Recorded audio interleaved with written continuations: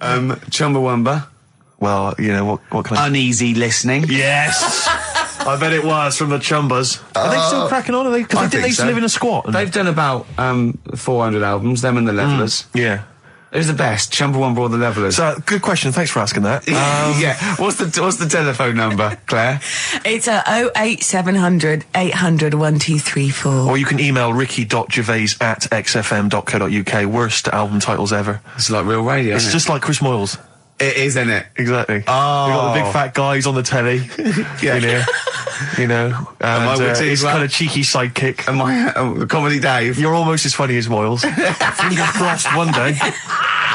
The weather episode, Snoop Dogg, Dr. Dre, Crowdhouse, I love that. Enjoyable. That works for me, see? Yeah, what do you think? No, it was nice. Well, she started off all right. Should we give her one more go? I think a round of applause for Claire. Yeah, no, that's brilliant. No, that's excellent, that. I love that. Rick, the phone... Oh, it's just gone. No, I tell you, the phone board had lit up there, Gervais. Really? There was a call buzzing through on call A call one. came through? A call came through on line 1, and Sturgis missed it. Carl would never have missed that. He knows how valuable they are. I'm sorry. Yeah. That was probably someone with an amusing album title. No, I did get one, Steve. I did get one. Do you want to hear it? Yeah, go on.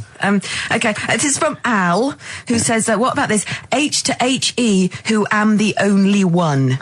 Sorry, H to H-E. H-E. Who am the only one. I don't know what it means. No. Van de Graaff generator. Oh, well, no wonder. That's the thing that one of those things at the museum that you wind up and you touch and it makes your hair stand on end. Yeah. That's the scientific thing, isn't it? Sure. I've given up, Steve. Yeah, no, Do you know, that didn't really make me laugh either. I'll be honest, I'm thinking that the whole kind of amusing album titles thing we should abandon. I thought that as I said it. To be honest with you, I thought it was easier than this. I mean, Chris Moyles makes it work, that kind of crazy comedy let's try radio magic, but obviously and I don't think our listeners are into that stuff. I just don't think they can be bothered to get to the phone. I don't think a lot of them are able. I think a lot of them are, you know, do you remember do you remember when we spent about 3 hours trying to get to through to the Chris Moyle show? I vaguely, yeah. What was the He was doing this competition, and it was song titles with golf, about golf. Like, so you go like Drive, the Cars, and that. And I was getting so excited. I wanted to phone up and go, Duran, golfy, golf. And I just thought, it might have lasted, oh God, it probably cost me about 30 quid just to ruin Chris Moyles' competition. Yeah. And that was a long time ago. Yeah, those were the days when we realised, you know, he was a great talent and one to watch. Yeah. Before we'd enjoyed his new TV show. But, anyway. Yeah. Let's not. No, that's cheap. It's cheap. It's cheap. Yeah. Anyway, what should we talk about now then? Because that all went well.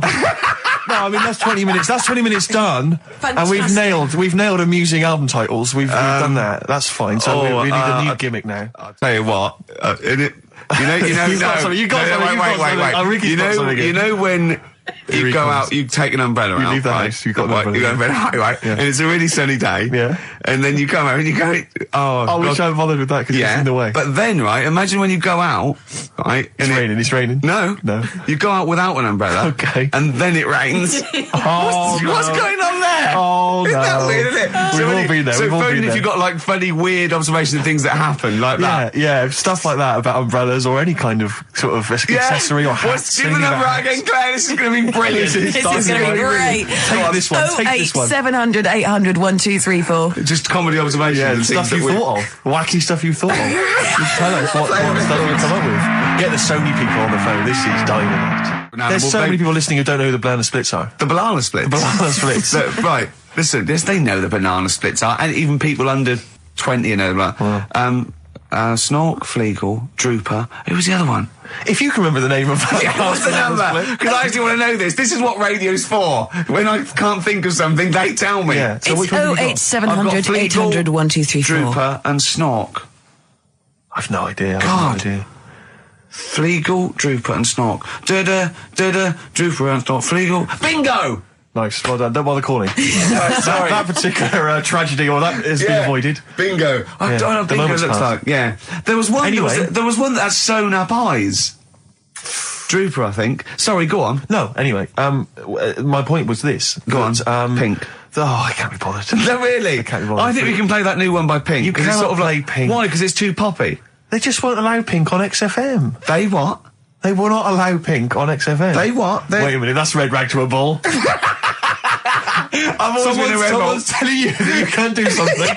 That's crazy. Right, let's also get the new Justin Timberlake single. The thing is, Ricky, you're going to have to nip down and have a word with Foxy, because we haven't got it up here. Really? Yeah. I mean, he'll have it. Can't you call someone at Capital Radio?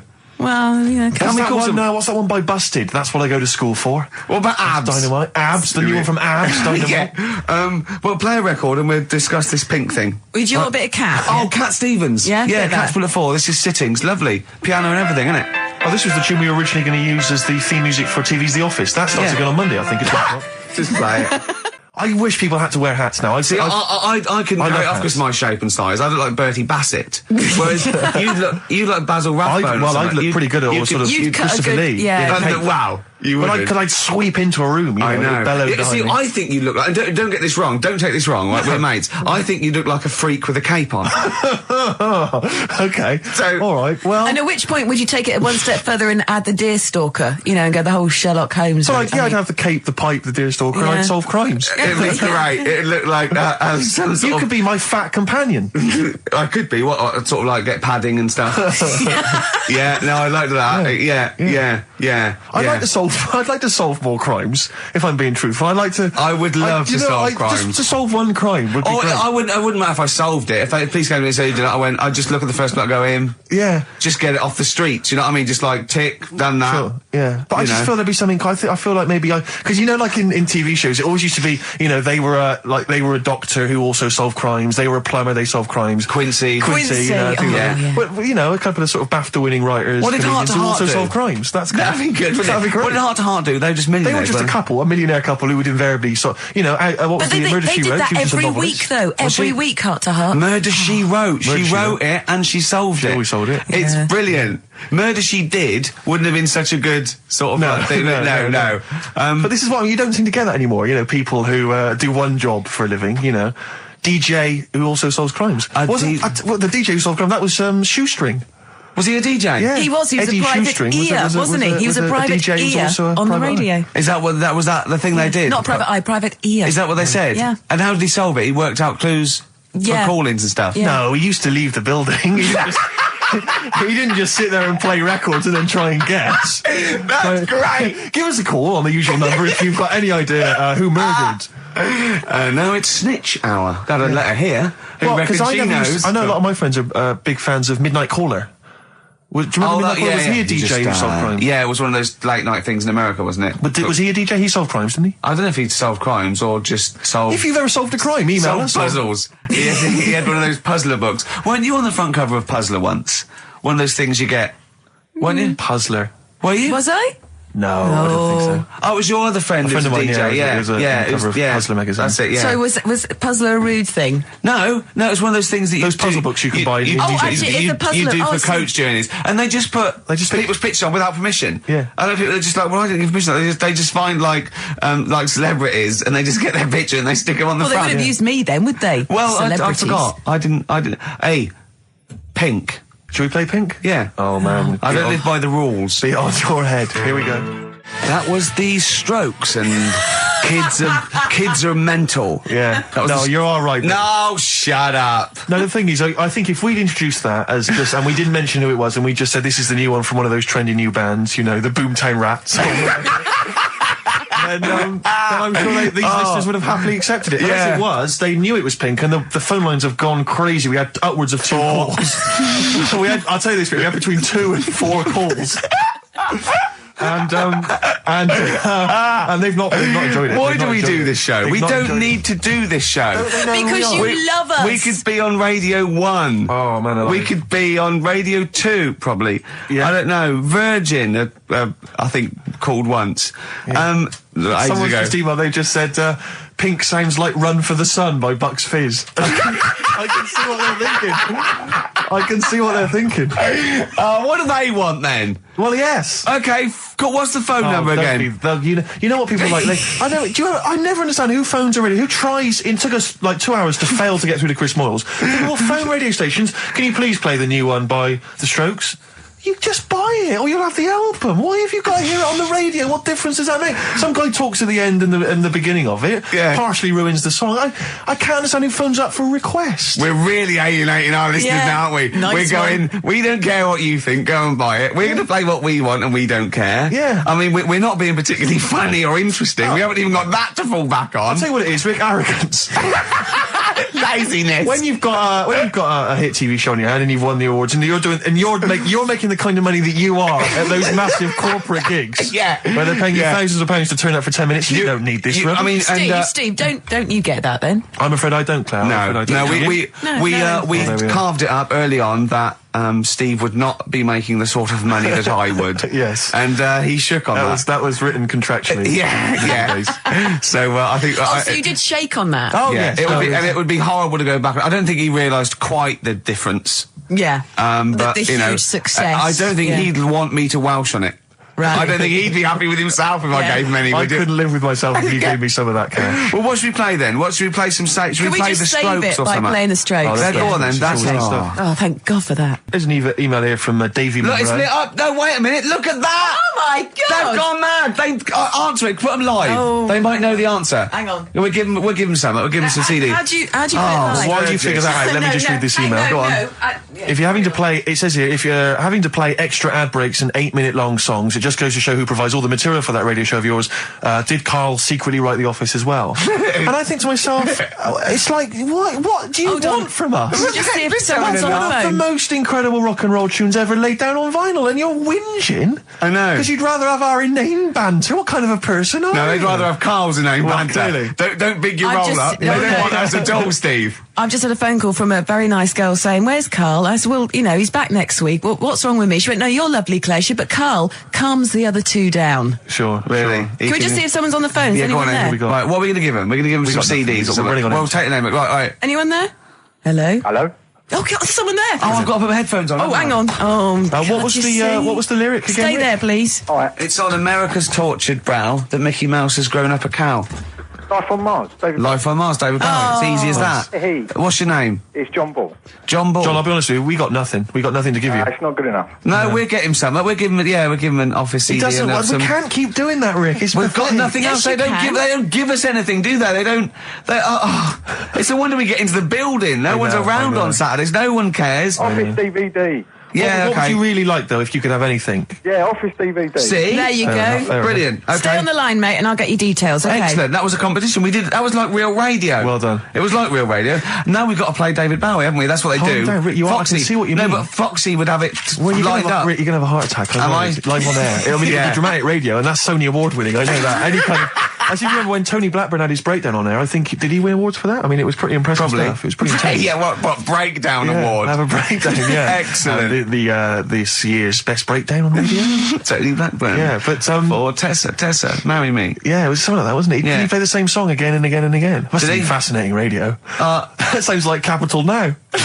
Oh, that's satire. High five. Is that nice We've one? done there. Oh, well done. Well done. Are we owned by Capital? You've We are, got, aren't we? yeah. Remember what happened last time? Sure. And now Richard Park, who owned Capital, is the Grandmaster. What? The Grandmaster? He's the grandfather. No, he's a headmaster of Fame Academy. Oh, is he? Yeah. Okay, let's play a record now, because you have to lie down, because you're just getting so worked up and now. I can tell when there's an excitement and enthusiasm and sweat, beads of sweat run down Well, your it brow. started off so badly, we had nothing, but then I did a competition, gave away some things. You've got an email that really annoyed you, haven't you? Well, we can talk about that later. Yeah. But yeah, whenever I see beads of sweat, I know, because that's not the Jeez. Ricky Gervais I know. Okay. It worries me. You never work yourself up into any kind of sweat. Okay, so you need to let's just play. chill out, Let's calm down. we're going so well now, aren't we? What about a bit of Beck? Let's have a lovely bit of Beck, just to chill everything out, just calm everything down. Yeah. All right. Yeah. All right, relax. Yeah. Okay, Yeah. there you are, you Yeah. see, he's gone. Yeah.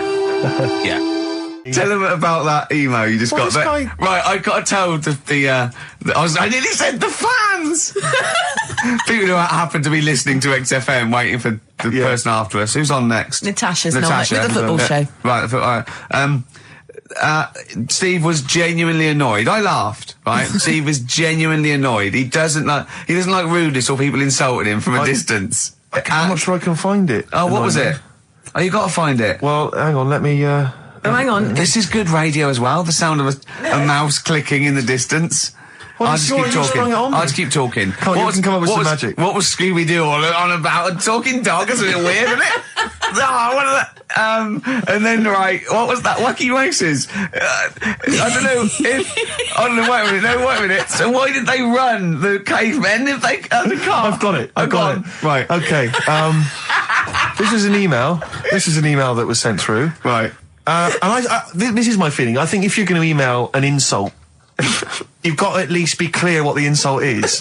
You can't make me do the work. You can't make me try and guess or figure out. No, it's like sending someone hate mail and they have to pay postage. Yeah, exactly. You go, well, if you're gonna, exactly, or making an obscene phone call, but the postman charges you 25p before he hands you a letter bomb. Yeah. Go on. It says merchant. It opens with merchant.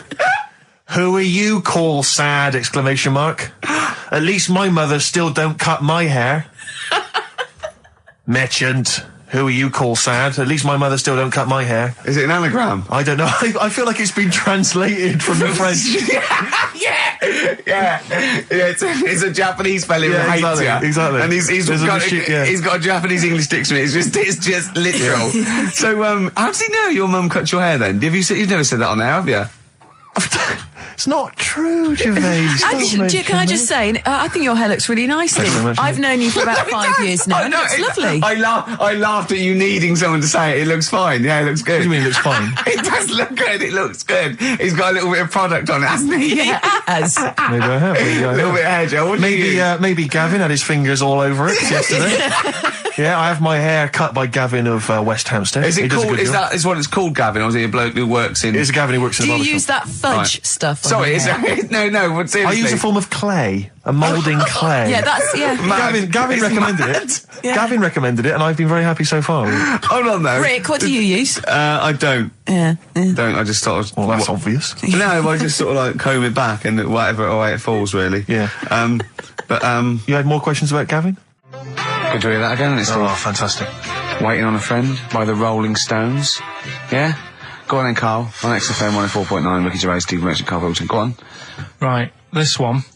Remember Blockbusters? Uh-huh. Right, this one is good, and we'll do this one. Rockbusters. And remember how Bob Holness used to give you a letter? Yeah. And it'd give you a question, and the answer to that question is that letter? Yes. Right, well, it works like that. So if I said to you, we'll test it out on you, Steve, right? Right, welcome to the show and that. Hello. Let's play, right? And I say, right, your first one is W. Mm-hmm. And the cryptic clue, because it's done like crosswords. Okay. So not quite like Blockbusters. Well, this young man prepared for his death. And it's a W, so the answer. And it's not always going to be like our sort of music, it can be any sort of music that's out there. So the W is the name of the answer. I understand that, but is the answer always the band name, or is it? Yeah. It's always the band name, is it, or the artist? Yeah. And so would the W be the surname, or would you have both the initials if it was someone's name? Would Elvis Presley be EP? Don't get annoyed, Carl. These are questions that I knew would be asked. I know because he tested it on me. So you've got to tell them. We need to know point. the rules. If it was Elvis, I'd probably do E. No. Give him the answer. Give him the answer. Right, did you hear the clue? No, give me the clue again then. So the letter is It W. is a cryptic clue. The clue's fine. Listen, and the clue is, this young man prepared for his death. This young man prepared for his death. Yeah. This young man prepared for his death. And it's a W.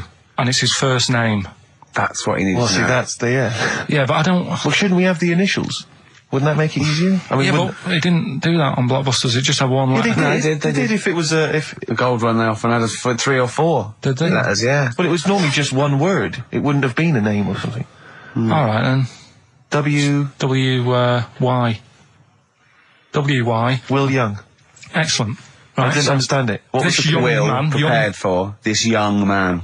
So he's sort of mixed, sort of cryptic. Yeah. But I mean, you know, that's a good effort. That's better than usual. No, that is better than It's usual. not bad, is it? So do you want to play? Let's play Rockbusters. Yeah, Rockbusters. How many of these have you got? No, because let's just clarify a couple of rules here, Carl. Let's just make sure we thought everything through, because I'm pretty certain when they get these things on TV, they at least have a go at them in the office first before they put them straight on there. I'm sure that's how it works. I'm sure Bob Holness just didn't turn up the first day, and he goes, "Don't worry, we'll wing it. It'll be fine. Bring the students in. Let's have a go."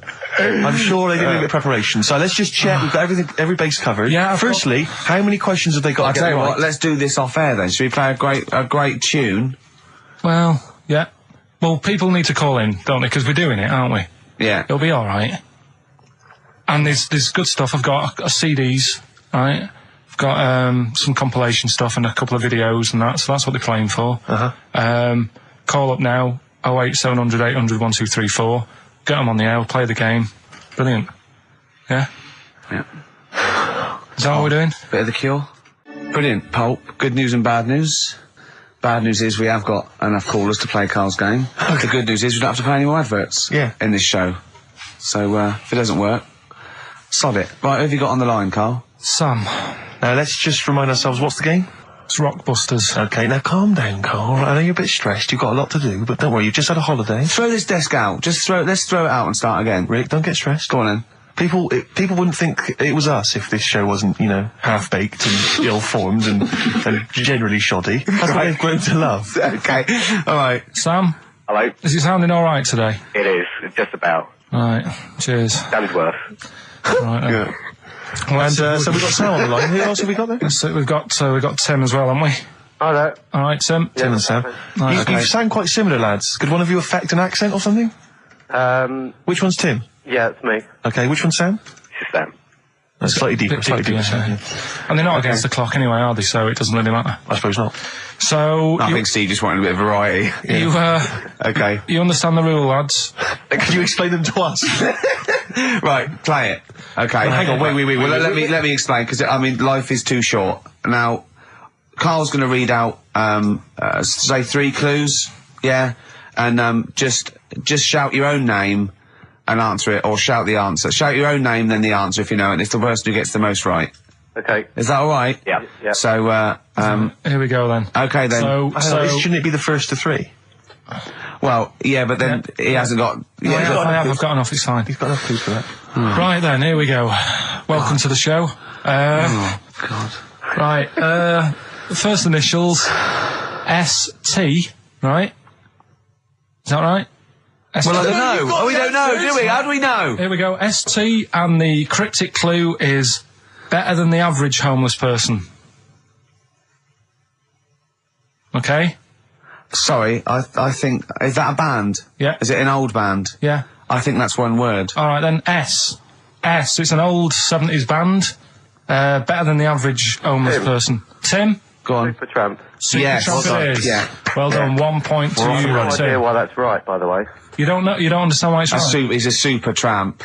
Oh, right. Better than the average homeless person. cryptic, yeah. Yeah, cryptic. Yeah.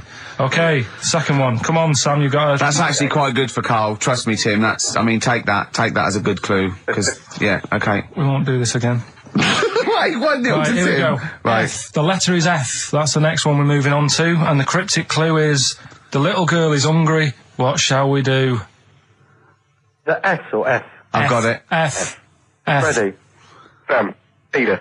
Yes, 1-1. Feed her. He's pulled out of Feed her. Yeah. Feed her. Okay. Yeah. So that's 1 each. So this is the decider, isn't it? Wait a minute, ITV are on the phone. Well, you said first to 3, so no, it's not, is it? That's what I said. Just do the 3 clues and who gets the most. Okay, well, we can do that now. So, here we go. I love this. This is rubbish. Go on. So, here's the last one. The initials are AK, right? And the cryptic clue is exploding pet. Shout out your name if you know it. Last orders at the bar, please. Last orders at the bar. Exploding pet. AK. You're tuned to XFM 104.9, Karl Pilkington's quiz, Rockbusters. The format is still available. The highest bidder, please give us a call, or you can email ricky.gervais@xfm.co.uk. Is it a band or a singer? I'll give you a bit more of a clue. It's a pop band. Okay, we wouldn't... No, Tommy Kissam. Yes. Hey. Oh, this is amazing radio. So who was that won? That was Sam who won. So it's 2-1 to Sam. So he wins. What does he win, Carl? He wins some CDs and some videos. No, he's got obviously now, Sam, if you're ready, take the spot. You're going to do the gold run. Away you go, Carl. I haven't got any more. You're a fool. Right, stay on the line. We're giving both some presents. Play a record for... Rick, I'm going to shoot off. Not come. Feeder, come back around. He's getting all stressed again. You know, we've only done an hour. I know. I'll tell you what. This seems there's like another 3. hour to go. I know. I don't know what it seems like to the, the listeners. I'll tell you this. I'm not trying to be disrespectful, Carl, but I think maybe someone else should come in and press the buttons. Because I'm not sure you're across it. I don't think you can concentrate on talking and working at the same time. I'm not sure you can... Walking Yeah, and eating. for you, it seems it's a bit no, like... don't say that. Look, he's gutted. No, there's a lot of gone wrong here. I say throw this desk out and get a real one. Seriously. Well, I think there's a Fisher Price when you combine Argos that might be... Yeah, worth but getting. we got there. We were stunned because it was second-hand, this one.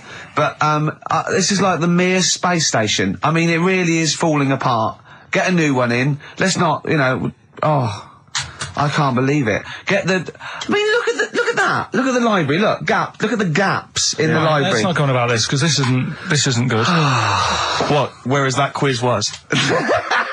Whereas that was good radio. You can join in and stuff. But the problem is, Carl, why do you rush to do it? I told you before we should practice these things. Although, to be fair, Steve, I haven't got time to do anything, so at least Carl's coming up with stuff. But I don't mind, running through with it while you're having a kip outside. Really? What other ideas have you got? Have you got any other ideas, Carl? Because you've got another hour of it. Have you got anything at all? No, I wasn't disputing. He's all smug because he's had a phone call. That was, Beck, lost cause. Go on, tell him why you're all smug. Because Adrian just called up. Yeah. After hearing the story about the Chinese kid. Yeah. And he said, yeah, that's true. He said that there was a TV programme on it. Yeah. He had a chromosome defect. Yeah. And it made him hairy. And his mum and dad used to have to shave him. That wasn't in the book. But, thinking about it, that's not a good move anyway, is it? Because they say that for women, if you get a few hairs on your top lip, don't shave it because it'll grow back thicker and faster.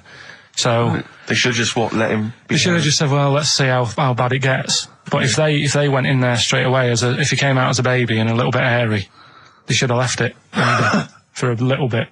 But Adrian called up and said, yeah, he was hairy. He was all but right. We weren't disputing there was a Chinese kid born slightly hairier than the rest. We were disputing the fact that you didn't actually tell us a story. You just told us. And what we are disputing is that man was abducted by aliens for 3 days and grew a beard. Yeah. That's definitely not true. No. We don't know about chewing the fat, but it sounds quite viable. Yeah. You see, the difference is between me and Steve and you is that what we believe isn't random. Do you know what I mean? It's not random. The things we don't believe stuff just because it's interesting. It's not every other thing we believe and every other thing we don't. I think Carl believes stuff if it's interesting. Yeah, I know. Yeah. If he thinks, intriguing.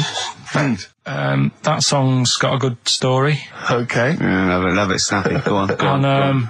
There's loads of songs out there, isn't there, with songs that you couldn't fade out. When you hear them on the radio and that, you don't want anyone to talk over the start or the end. Yeah. Because remember we did this one before with Killing a Georgie by Rod Stewart? Yep. And I was a bit worried that it might have been a true story, because we were, joking about it. And he went, oh, you know that Killing a Georgie? He went, I think it is a true story. I went, why? He went, I listened to it again, and Rod Stewart at the beginning says, this is one of my best friends.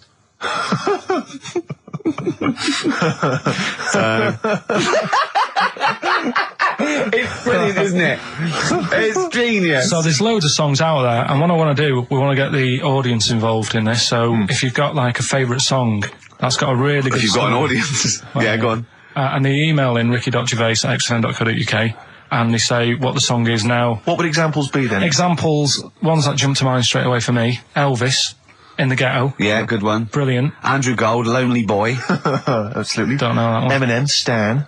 Right, yeah. Good one. You couldn't fade it out, could you? Because you go, well, what happened? Yeah, no, absolutely. And that's what I'm saying. Not just any sort of pop song that keeps repeating itself.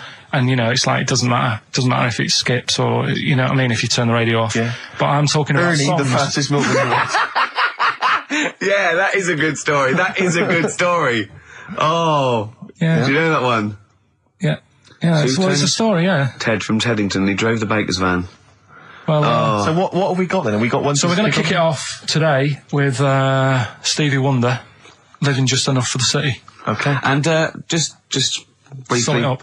Right, Yeah. if you are nipping out, maybe you're in the car and you're about to pull up somewhere and get out, what it's all about is a lad who's growing up in like America in some rough area, right? And he's trying his best to do well and get a job and everything, but because of where he's from, is stopping him doing that, right? It's like how I grew up on an estate in Manchester. I had to leave there and come to London to do all right for myself, right?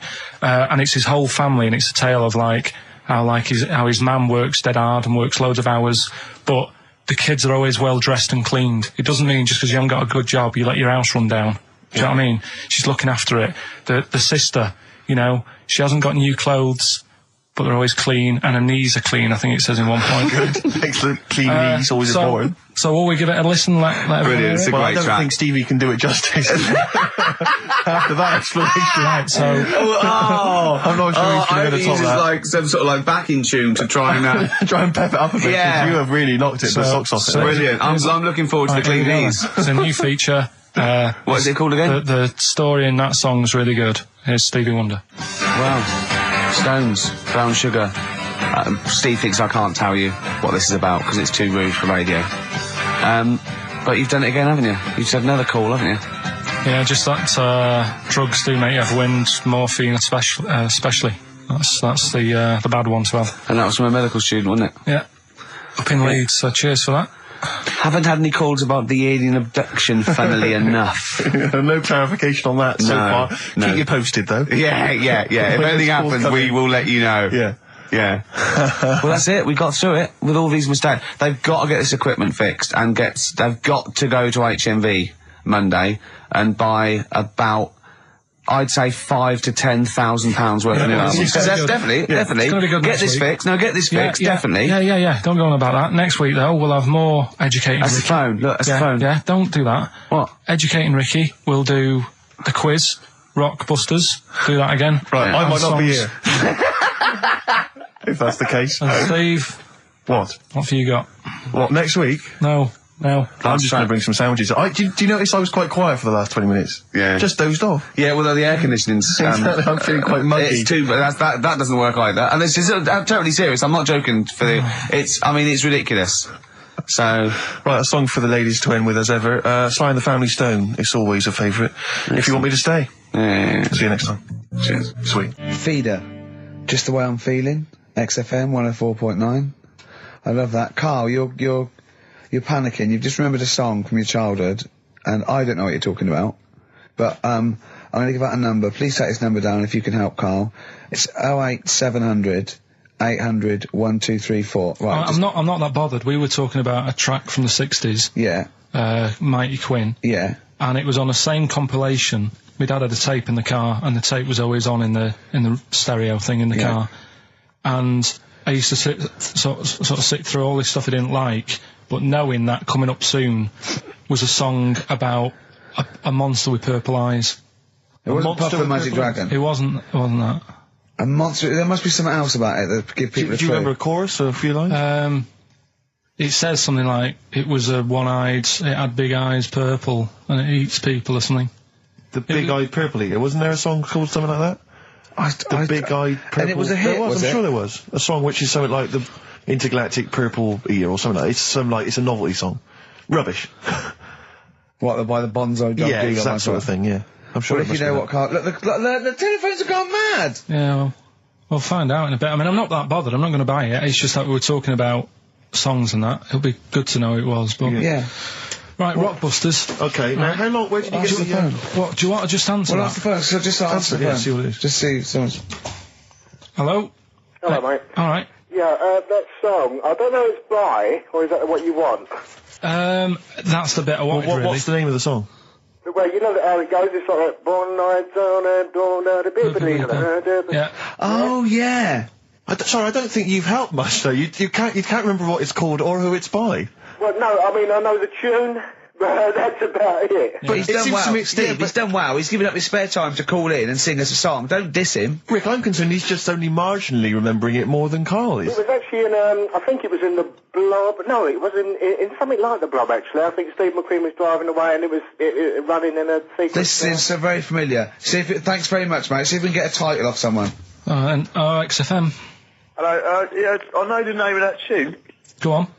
It's the Purple-Eyed People Eater? Yeah, that sounds about right. And who's it by? Yeah, well, I'm just at work and... Who is it by? It came to my mind. Do you know who it's by?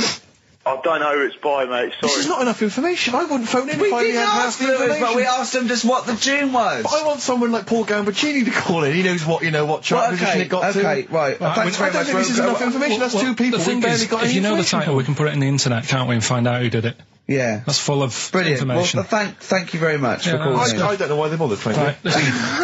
Sorry, no, I mean, I just think if you're going to bother to call in a radio station, have the facts. Have all the facts you have. Well, he hasn't got the facts, and he runs the radio station. He doesn't run it. They keep him here like a mascot. He's like a pet, isn't he? They have him running around the office. God. Now listen, it's Rockbusters. I've got the prizes here. Rick, I'll be honest with you. I mean, we've given away some shoddy stuff in the past. This is the worst collection. Is it? This is really scraping the bottom of the barrel, Carl. I mean, hold on, the how phone's many going more mad. of these can we give away? If you're still phoning, hang up because we're not going to bother anymore. We're really sorry about that. Maybe email us or something. Lonesome Day by Bruce Springsteen from his new album The Rising on XFM 104.9. Ricky Gervais, Steve Merchant, Karl Pilkington. Foreman just phoned in and said to Karl, stick up for yourself. Don't listen to that Merchant. He does my head in. He's so arrogant. I don't think I'm arrogant. I think I'm mean. Yeah. I just think I'm sort of objectionable. I don't think it's arrogance. I think it's sort of nastiness. Yeah. I'm just not a very nice person. But believe me, I'm not arrogant. I think I'm pathetic. We've had a lot of emails saying, could you bring back White Van Karl? Oh, yeah. Which is that section of the show where we ask the questions that the Sun asks someone else, random punters of Karl. But sadly, recently, they've got very politicised and very kind of, basically a little bit depressing. So there's not really anything appropriate. Supergrass, Seen the Light, XFM 104.9. We're a little bit worried. We might have a technical hitch here. We've had no emails, and usually we get loads and loads. So we're worried it's us. Can someone send an email? Yeah, just a test email. Yeah, but we won't know if they have or not. They might just be ignoring us. No one might be listening, Steve, so this isn't proof. I guarantee there's at least one person who would send an email. Maybe if Dickie Anderson's listening, he could do it for us. Anders! Do us a favour for all the pleasure we've given you over the last few years. ricky.gervais@xfm.co.uk. If you haven't heard the Rockbusters, might as well give them out. Well, let's check the emails working before we do that. Yeah, otherwise it's a complete... This whole show has been a sham and a farce and a waste of time. Well, I think they can take that as read. Well, listen, still to come, right? We've got, the monkeys thing. Oh, chimpanzee that! And when I was out last Sunday, right, at Johnny's birthday party, Steve was there. Yeah. Got talking about stuff. And a debate that we didn't really finish cropped up. It blew your mind, didn't it? Amazing. Oh, I know about this. Steve told me. This is the infinite amount of monkeys. Or a monkey with a typewriter and an infinite amount of time would eventually come up with the works of Shakespeare. Yeah. There was no debate. It's a philosophical, mathematical problem. There's no debate. It's true. It wouldn't happen. No, listen, Karl, listen. Infinity sorts it all out for you, right? An infinite amount of monkeys at a typewriter, right? They do everything. They type everything. Infinity just sorts it all out for you. There's no getting to it and they're going, oh, well, let's have a look what they've done. This one's come close. Did Romeo and Juliet. It would do it all. It would type everything ever possible, conceivable. Yeah, but... It's a mathematical... Well, we've heard your side of the argument, Rick. And I'll be honest with you, it's a persuasive one. But let's hear Karl, because he heard about this in a pub last week. Yeah, so what's your problem? What's your problem with it? What's your problem with it? Well, first of all, right, you're saying it's a load of monkeys. It's not just one monkey that depends. Can live forever. No, wait. It's either a chimpanzee with a typewriter with an infinite amount of time. He would eventually, by definition, mathematically, type everything ever possible, okay? Or it's an infinite amount of chimps with typewriters, and one of them will type it first time. But already that's not right. You either need to have what one do you mean? monkey. What? You mean employment laws? What do you mean it's not right? Let's hear him out, please. Okay. If it's one monkey, with a typewriter that's got loads of ink in it and that, right? At least it knows what it's done in the past. It's not. Keep going. Cry. If you've got a load of monkeys, it's like if you have too many. What's that saying about too many chefs? Too many chimps spoil the soup. Right. Well, it's the same thing. It's like, I didn't tell you to put salt in it. I was going to put salt in it, and it messes it up. Whereas if it's just one, They know what's gone on. So what I'm saying is... just leave him go. I can't be bothered. I want to hear. I want to hear the rest. This blows my mind. He doesn't know what this does to me. It's a mathematical problem. I want to hear the rest. Well, it's just... I just don't think it will happen. What do you mean you don't think it'll happen? Infinity works it out for you, by definition. Well, what's stopping them typing the same thing again? They would. In fact, the problem should be, if you had an infinite amount of time, that it would type... It works for Shakespeare an infinite amount of times and everything else an infinite amount of times. But, you know, that's not as... But not Shakespeare. Oh! Shut up! You idiot! Rick, do you know what he said to me? I said to him, I explained it to him. I said, you've got an infinite number of monkeys, infinite number of typewriters. They will type the complete works of Shakespeare. He said, have they read Shakespeare? You're an idiot! Play a record. Said, no, I'm not having this conversation. They're not doing it from I'm not having it because it really, really winds me up. But you're saying they'll do it with no spelling errors. Well, they do it an infinite amount of times. And they do it wrong an infinite amount of times. And they spell the last full stop wrong an infinite amount of times. And they get one thing wrong in Hamlet wrong an infinite amount of times. They do everything an infinite amount of times. But are they going off a story that they've... Play a record, Carl, because I'm going to knock you out. I'm just saying... Shut up! Do they know the story? Oh, they're monkeys! Oh, Christ. No, right, okay. Right, Carl, she's a girl and I'm a man. Good that, innit? On XFM, 104.9, Ricky Gervais, Steve Merchant, Karl Pilkington. As ever, Rick, there's always someone who steps in to defend Carl. Okay, what is the defence? What is the defence? Here's an email from Scott Coomer. He says, Carl is actually right. I've got an A-level in statistics and probability. It doesn't matter how long they have and how many monkeys you have. You cannot guarantee they would type the complete works of Shakespeare. Infinity makes it probable they would get it right, but not definite. Yeah. Well, yeah. Yeah. That's what I was saying. No, you weren't saying, Carl. You don't understand it. Infinity sort of sorts it out. That if they do anything, they nearly do everything, won't they? No, I mean they'll give it a good shot. No, that's not the point. But the I'd point be is surprised if they did one page right. Right, listen. It's not to do with consciousness. It's not to do with them aiming.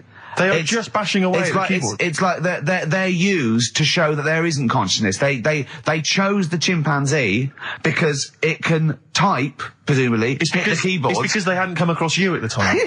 Yeah. It's to take out thought out of it. It's to take out reason and trying, right? It's just random. They're saying that if you typed enough things, if a computer was left typing everything, if you left it for an infinite amount of time, and they chose Shakespeare because there is meaning behind it, and it's difficult to get it exactly right, to show you that Infinity would come up with it's not just Shakespeare, it's every novel. It's everything. Fairly eloquent there from Gervais. A quick riposte, please, from Karl Pilkington. No, I'm just saying, what I don't understand, if it hasn't read it, then how does it know where it's going? Listen, right, listen, right, Can I just explain to people, right? Some people have said, why are you cruel to Karl? He drives me mental with things like that. What do you mean, well? Let me just take a breather. How do I do your editing? He keeps coming in the week. You know that I work here properly, in the week, don't I? Yeah, I've got a proper job, Yeah. Should be 9 to 5, but I normally get in at about 8 o'clock and work. A lot of people get in at 8 o'clock. Working hard, trying to do my job. 3 times this week, I've been rushing around. I walked past my little studio. He's sat in there, all right? Now, because I've got this sort of job, I can get away with it. I said to him, if I was a doctor, would he keep coming to me practice? If you were a doctor, there'd be severe problems with the NHS. Imagine that.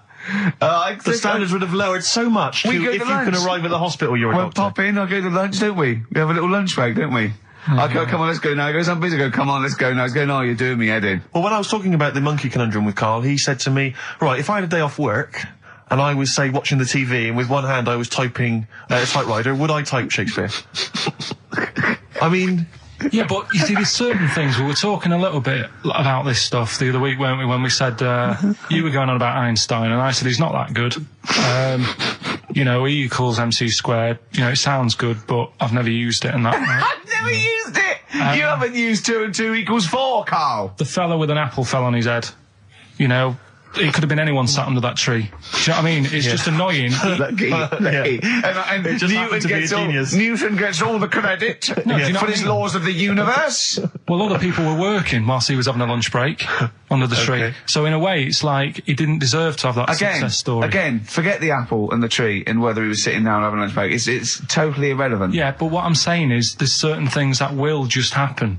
You know, it's like, I think we were talking, when we were out eating the other week, we were talking about Noel Gallagher. Well, this is the reason the monkey discussion came up, right? Noel Gallagher. I don't know what to say. I don't know what to say. Rick, I don't want to misquote Noel. I'll be like Herbert Lom in Clouseau. I'm going to get a twitch whenever he opens his mouth. I don't know where to start with some of his statements. Well, as I say, this discussion began because we were talking about a quote that Noel Gallagher supposedly gave. Now, I don't want to misquote Gallagher, but the gist of it was that he said, had I written Wonderwall or whatever, instead of the Beatles writing Strawberry Fields or whatever, I'd be the one that was considered the great songwriter and it wouldn't be the Beatles. You know, it's just the fact that they came first that meant that they get all the credit as being the greatest band. I don't know where to start with that statement either. I mean, that's Gallagher's thing, and he's, you know, well, whatever. We know what we think of that. What was your point, Carl? You agreed with him, didn't you? Yeah, I reckon, right? Do you know how we've talked about putting a baby in a room before and it'll know what colour it is and stuff? If you've got a room that's painted red, right? But forget that, because that's going to confuse Hear him out. Listen to me. Say if they did some new TV show, right? Like, what's that film with Jim Carrey in where The Truman Show. The Truman Show, right? So they make up a little room and some woman has some kids and you say, right, let's put the kids in this room, and they don't know what's going on outside. They don't know anything about, like, EastEnders and that. It's like their little world, right? They don't know anything that's gone on. How could a child survive without EastEnders? Right, listen. So he's sat in the room, right? And then when they're all asleep, right, Wait for this bit. someone Have you heard this? Yeah, wait for this bit. They're all in a room. Yeah. They're asleep. Yeah. someone pops in, puts a guitar next to the bed, right? Nips off out again. They wake up in the morning, and one of them goes, "What's this?" They don't even know it's a guitar because they've never seen one, right? They're talking English, though. Yeah. We just left guitar out of the vocabulary. Right, so There's plenty more to come. one of them will pick it up, and they'll go, "I don't know what it is," and they'll start strumming. They'll go, "That sounds good, doesn't it?" Give them a few weeks, they could come up with Hey Jude. Whereas, type in Shakespeare, a monkey that can't even spell. I see that. Can't answer it. I might come with you, Rick, if that's all right. Because we've got to sort out that Christmas special as well. Yeah, no, sure. All right, I'll see you later. I'm shooting off then as well. Cheers, Carl. Flaming Lips. Yoshimi battles the Pink Robots on XFM 104.9. Before the ad break, Steve Miller Band, Fly Like an Eagle. Great track. Lovely to hear that. Brilliant track. We're not scared of playing that sort of stuff, are we? Indeed. We've got some great... I think we're underestimated here. People think we're just like, you know, two guys and a buffoon in a room. But we're so much more than that. We try and put together a whole package for them, don't we? For their Saturday afternoon listening pleasure. If there was an infinite number of us three in an infinite number of studios, broadcasting for an infinite number of shows, would we ever do anything half decent? Yeah, we eventually... Would we ultimately come up with something quite good? What was that email that you were laughing at? I can't, it's too rude. What does it say? It's too nasty. Oh, go on, give me the gist of it. The gist of it was that it would mean that if there was that infinite number of monkeys, eventually, besides the fact that they would type the complete works of Shakespeare, they would also type the sentence, Karl Pilkington is a genius. But the email also said it would also type, Ricky Gervais is I can't say the word, but... I know. Yeah. But a number of times they type it and write, Karl Pilkington is a genius, and Ricky Gervais is a cund. Exactly. Yeah, that would be there a lot. Come on, someone talk. I'm looking at his face, his headphones are too loud. Instead of turning them down, he's just grimacing, going, these are too loud. I don't understand it. Yeah, how have you lived this long? How did you make it to 30 without getting squashed or eating something deadly poisonous? I told you I used to choke a lot. We've had an email from... placebo, the bitter end. We've had an email from Andrew Forrest, who has just simply entitled it, Karl Pilkington. Oh, Karl Pilkington. What do you think of that? And that's got to be your new name from now on. I had a mate who used to use it. What, used to call you that? Yeah. Was that your nickname at school, Pilkington? No, it's not my nickname. It is now. No, it's not. It is now. Pilkington. Pilkington. Oi, Pilkington. Oi, Pilkington. Pilkington, do my homework. Where do you live? Where do you come from? Pilkington? No, there's this lad who called Mark, right, who I used to go to school with, who used to call me that. And his mum, right, was like obsessed with cleaning. And I was never allowed in their flat. He makes the place look untidy. So she used to, I don't know if it was just me or all his mates, but I used to turn up and she goes, yeah, he is in, but you know what you've got to do? And I used to have to go round the side of his flat, and he had a computer, right, which I used to play. I didn't have one at that point, but he had one. And I used to have to go round the side of the flat and stand at his bedroom window with his window open, and I'd be sort of leaning in playing the game. You are joking. I'm not. His mum... You had the weirdest upbringing I've ever heard. The things you were willing to do. It's the strangest. What is this town like? No, I stopped going once. Was there always music? Like, there's the horse in the house there. Oh, look at these two kids with big heads and webbed feet. All right, Ronnie. All right, Reggie. What was it like? She was obsessed. It is like you've grown up in a cartoon made for children. Yeah. No, his mum was really obsessed with cleaning. Can I play it through his window? I used to... Mrs. Ramsbottom, can I play through Mark's window? Aye, you know what you have to do. She used to be up till about 3 in the morning. Pilkington again? Have you washed your hands? What, up till 3 in the morning? Washing? She used to be up doing the tiles in the kitchen. Washing until 3 in the morning? It was at 3 in the morning. And for ages and ages, that's saying that out on the tiles, I used to think that came from, like, his mum. Because she was out, like, cleaning them late. So, till I was about 13, I thought that saying, out late, on the tiles... Yeah. Was... And now you're not confused by anything. Well... There's no misunderstandings in your life now, is there? See the grass, seen the light. I just think of people... sort of other Saturday going, you coming shopping? I go, I can't, I'm listening to XFM, there might be some monkey news. And they waited 2 hours for that. What sort of a show has a feature called Monkey News? Well, I have to say, the monkey story has been corroborated. Which one? Well, this one, it says, police in Britain this week are on the lookout for a very different kind of burglar. A chimpanzee who has been sighted breaking into a house in Hackney, stealing a mobile phone and leaving. The chimp is also the prime suspect in a break and entry in a nearby house where part of a radio was taken. One policeman stated that it might have been trained to steal, but a monkey's not going to think, that's a mobile phone, I'll just have that. Look at Carl's face. Yeah. Fact. That's fact. WC, featuring Snoop, The Streets on XFM 104.9, Ricky Gervais, Steve Merchant, Karl Pilkington. I think we should kick off with a bit of a competition. I think we should get the listeners involved here. Phone up if you want to play XF Family Fortunes. Now, a lot of people, of course, won't be familiar with this because we played this in the very early days of XFM. Yeah. Do you want to explain the rules, or do you just want people to phone in? It's like Family Fortunes. We need 2 of you. I asked you... Do you remember we discussed this before? You can't say that. Yeah. And so get 2 on the line. You're competing against each other, and so it's fingers on the buzzers.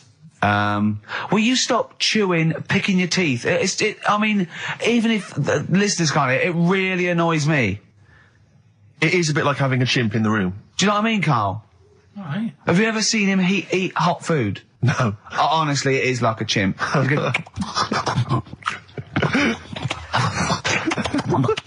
what are you doing? What? Just get... Oh, God. Or like the Cookie Monster. Yeah. Oh, God. I'm never annoying, Carl, so why are you? Do you know what I mean, Steve? You're so annoying. I'd say, have you been with him for trying to have lunch with Ricky? Yeah. It's the hardest thing possible. You wander around for hours. It's sort of a combination. It used to be bad even before he was a celebrity because he has a tolerance level. It's extraordinary. I mean, he is irritated by a car honking its horn in the street. He's like, I can't believe it. Let's go in here. I'm so angry. He gets annoyed by police sirens, by rain, wind, birds in the air, other people in the streets. They're the most annoying. Children particularly, whether they're in a school playground we happen to be walking past, whether they're on TV. It's just noise that isn't mine. Well, I know, but this is the thing. You are the most irritating man I've ever met, without a shadow of a doubt. I mean, you know that, Carl, don't you? I mean, noises he makes. It's extraordinary. I mean, I've been editing some behind-the-scenes footage we shot of making the second series of The Office. It's extraordinary. I've had to cut sequences out involving Ricky because they'll just think he's a gibber, just think he's an idiot, like some kind of puppet that the rest of us are controlling, because he's shouting, he's whistling, he's honking, he's making noises, he's dancing around. It's extraordinary. And if you're out trying to find somewhere to eat with him, all these irritants, all these annoyances, and it's, oh, that music's too loud, I don't like that particular song, I'm not going in there, there's more than 8 people in that cafe, I'm not going in there. It's just extraordinary. I think we need a woman. I'm thinking of hiring a woman, like a PA, to just go out ahead of us, scout ahead of us, go in, you know, and she can just phone back and say, oh, sexist. Oh. Or a guy. Oh, that's or a fella. Oh, sexist. Or a fella. Just to scout ahead. Oh, I'm thinking back. of hiring a woman, subservient role. We couldn't hire him. Oh, no. Oh, sexist. Well, that or a chance to meet a woman. Yeah. That I'm also paying. It's like paying for him. It's Exactly. slightly more above board. Yeah. So, if you want to play Family Fortunes, call up. What's the number? 08700 800 1234. Yeah, it's just like Family Fortunes. 2 of you are competing for some great prizes. And, I go, something you know how it goes, and then you go Buzz and play it on board. It's not as high tech as Family Fortunes. Current single from Nick Cave and the Bad Seeds, that's Bring It On. Yeah. On XFM 104.9, Ricky Gervais, Steve Merchant, Karl Pilkington, and 2 people on the line to play XF Family Fortunes. Brilliant. Hello. Steve first. Steve, hello. Steve first, hello, how you doing? You alright, mate? Where are you calling from? From my pub in Barnes. You got a pub? Yeah. In Barnes? Yeah. Are you posh? No. Oh. I suppose you're the local landlord. Do they come in and sort of like go, good man, there's a shilling, get me some ale? They're all posh in Barnes, aren't they? Well, no, not all of them, actually. Does Nigel Havers come in your pub? Because he lives there, doesn't he?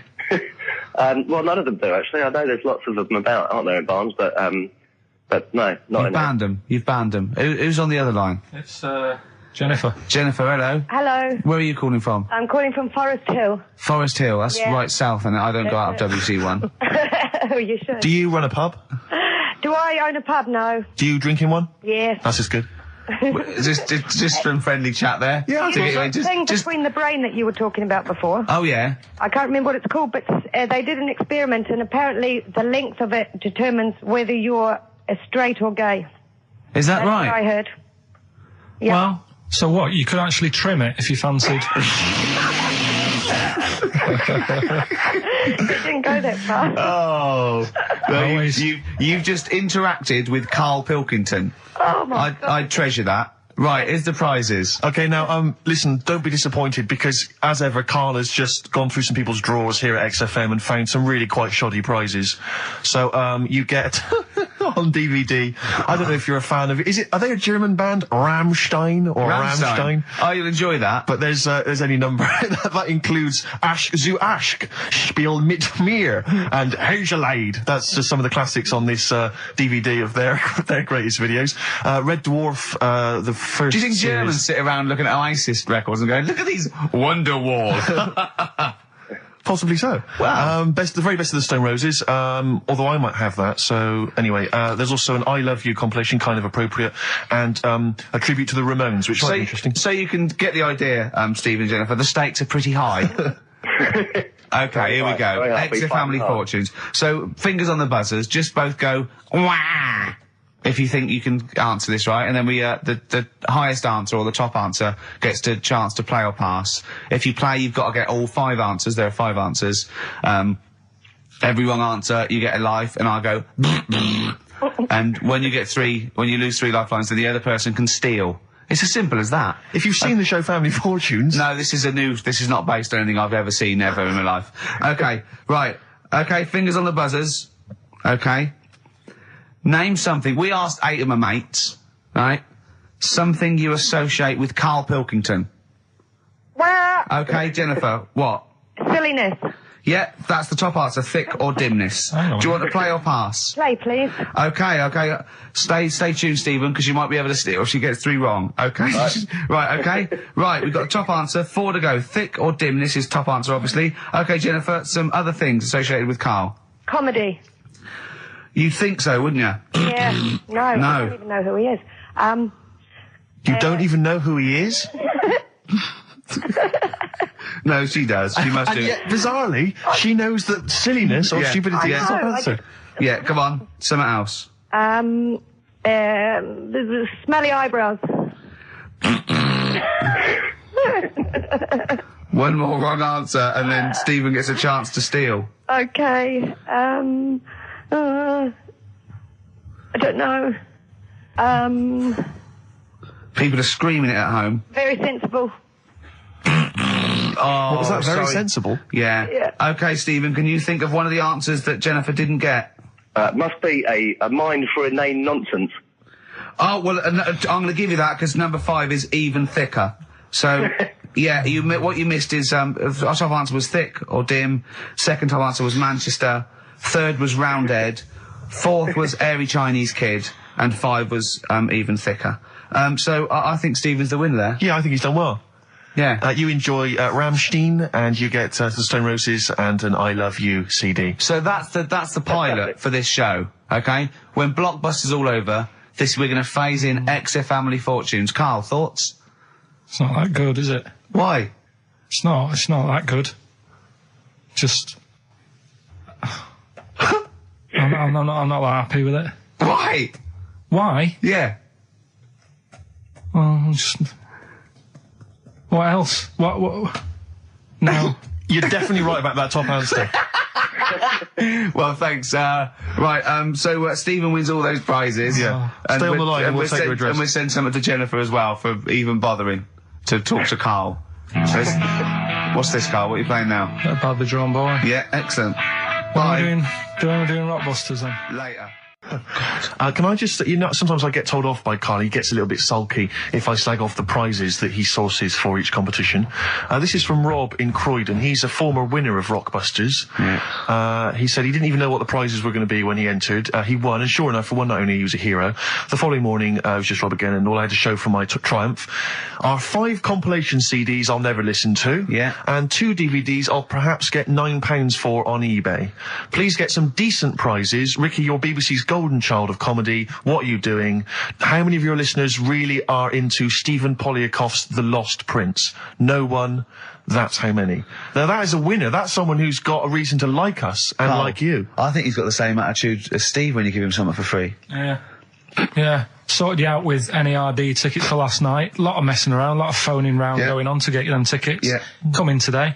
You enjoy the gig? Couldn't be bothered going, Carl. Typical. Yeah. I didn't say I couldn't be bothered going, Carl. You just assumed that was the case. You're right.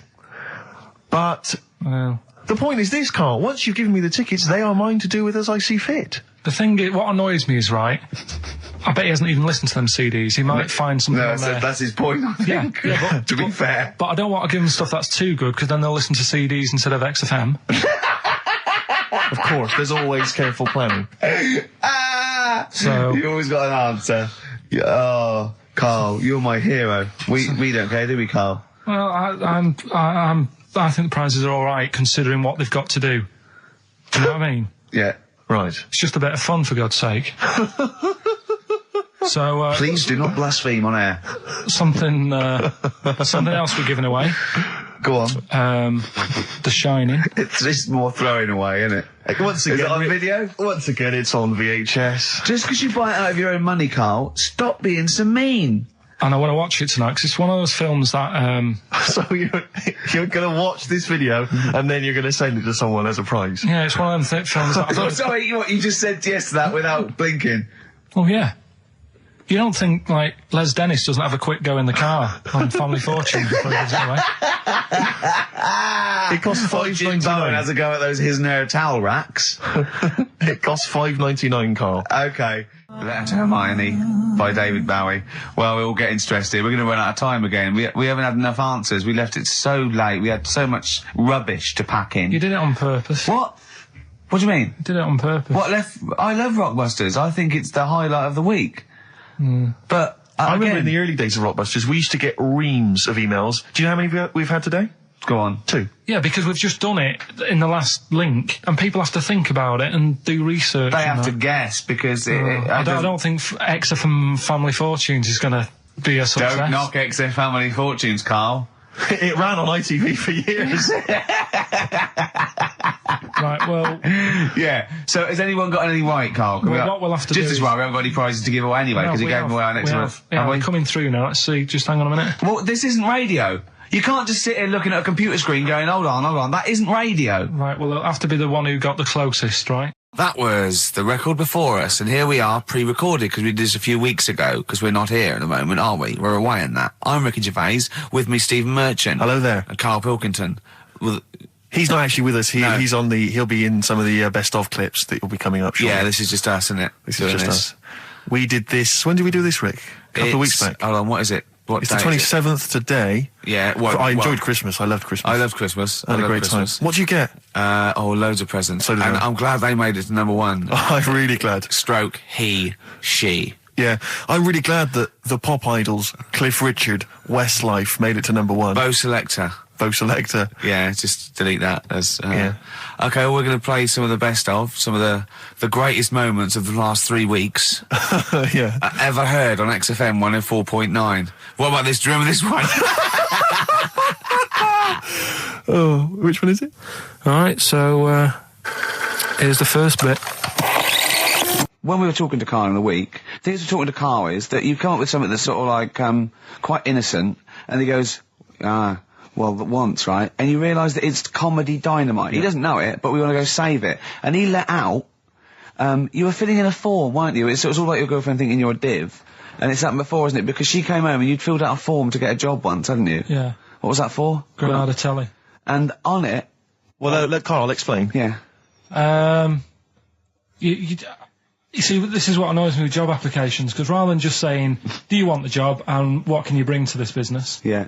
Do you want the job is a good one. Because the thing is... That's sort of the one for the boys. No, listen, right? Because if they say no, I don't think they want the job. Yeah, but listen. Go on. I mean, I presume with what you do, you have to take people on and stuff. What, in a fight, you mean? You know what I mean? Yeah. And I think it's more important that you're willing to graft and put the hours in. Sure. Than say that, you know, you did well at school. Yes. Sure. Because if I wanted to, I could have done well at school. Of course. I just didn't want to. Yeah. So where's this going? So you had the application form. So when it came to the qualifications bit and that, I couldn't fill them in because I didn't have any qualifications.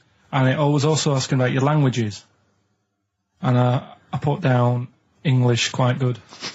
English quite good.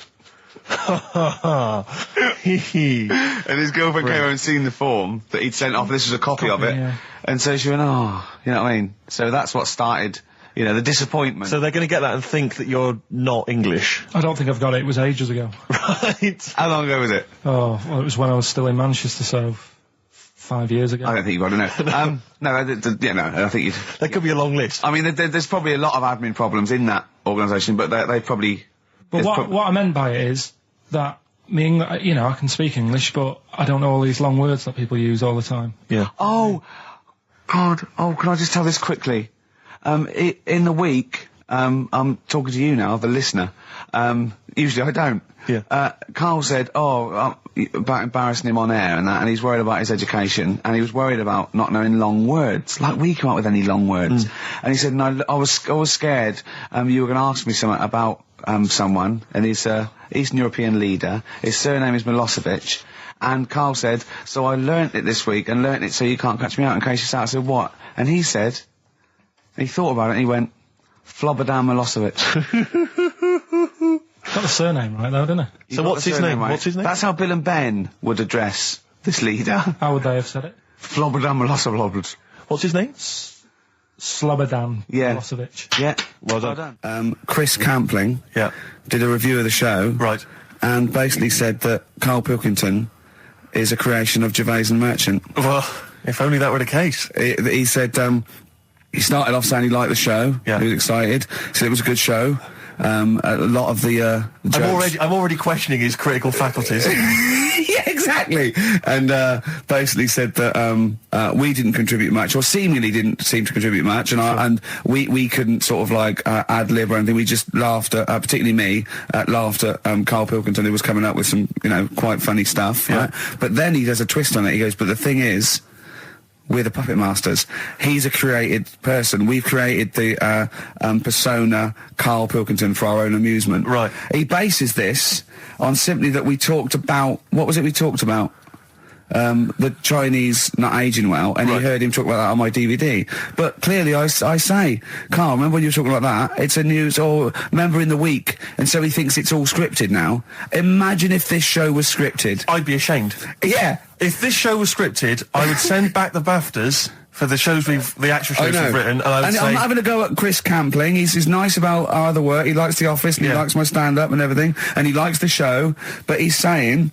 Because we're not spontaneous, we scripted this and invented Karl. So he's like, you know, we've invented another Gareth. If we had created Karl, I would not have squandered a character that good on this poxy radio station. Absolutely. Also, does he know that we spend about 3 months on half an hour script? So how long does 2 hours of drivel? But the main thing is, as if this could be scripted, it's dreadful. It's shocking.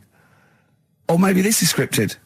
Hang on, you've lost me there. Let me just check the script. Maybe Chris Campling does not exist. Maybe I've made him up. I don't know what to believe.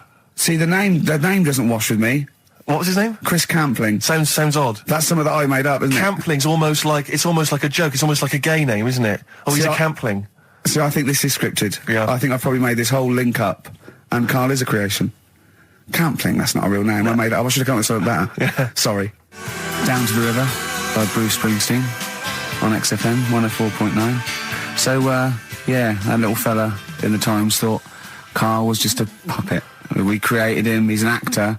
What's his actor's name? Brent Hogwell. We got him from Spotlight. Brent Hogwell. This stupid, dopey Mancunian accent, he just puts that on every week. Yeah, exactly, yeah. Yeah, he speaks rather like Hugh Grant. Yeah. And we just got this whole world around him. We set a whole... What do you think about that? He had his head shaved, especially. Exactly, yeah. So, yeah, would he think that, you know, maybe if he's looked online and seen me head, and he's noticed how round it is and that, does he think it's sort of been... you know, morphed into that shape just for the show, just for 2 hours on a Saturday? Yeah. You spend 5 hours in prosthetic makeup like John Hurt in The Elephant Man. Everything about him was made up. Yeah. We created him, because I remember coming up with Auntie Nora. Oh, yeah. You said, Rick, we need another character. I said, what about giving him an Auntie Nora? Doesn't sound convincing, I said. Yeah, and you said, what is it about? I said, well, I don't know, she farted for 5 minutes and she's got a fanny like a split tennis ball. No one's going to believe that. Yeah. Oh, that brings us neatly... Well, let's put that to bed now. So, Chris Campling, honestly, we do not script this shambles of a show, and Karl Pilkington really is like this. If you want, you can meet him. I'd love to send Karl for a drink with Chris Campling. Can we do that? And then he'll eat his words. Chris, if you're listening, honestly, this isn't a stitch-up. As I say, I'm not having a go at you. It's a very well-written article. It's very, very fair. You're just complimenting on his grammar.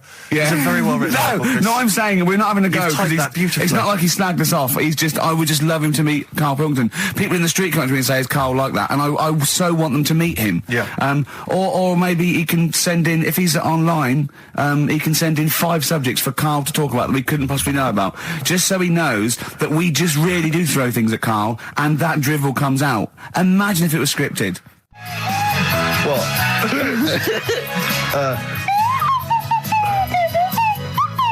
Someone's left one of those little things in here. It's brilliant, isn't it? It's amazing. What are they called, those things? I'm just there. I was thinking of being in the front row at a Morrissey concert and going, can I just play along? They are brilliant. I don't know what kind of sound that is. I don't know. It's only used for when Kenneth Williams sees someone undressing. Yeah. That's the only time that is used, that noise. Exactly. That is brilliant. But it's like it was specially created for the Carry On films. Yeah, we need... I don't know what it is, but we need something when I walk in and see someone changing. Well, what about this? There is a Light That Never Goes Out by the Smiths. I phoned Karl up in the week, and I said, what are you doing? He went, well, even though it's one of my days off, I'm just doing some research on the web. Found anything that said, I'm doing science. And then he said, you can get wigs for dogs in Tokyo. That's his scientific fact. And I went, what do you mean? Dogs, if they need a wig? I said, if they need a wig, what? Dogs going bald? And he went, like, this is fine to him. He went, it's a stressful city, Tokyo. The world's all right with Karl. He's always got an explanation. I've only ever seen him confused once. When in Edinburgh, he looked out of his window one day and he saw a bloke putting a parking ticket on some rubbish. Yeah. And that genuinely confused him. Yeah. He couldn't work out, could you? It's a bit weird, isn't it?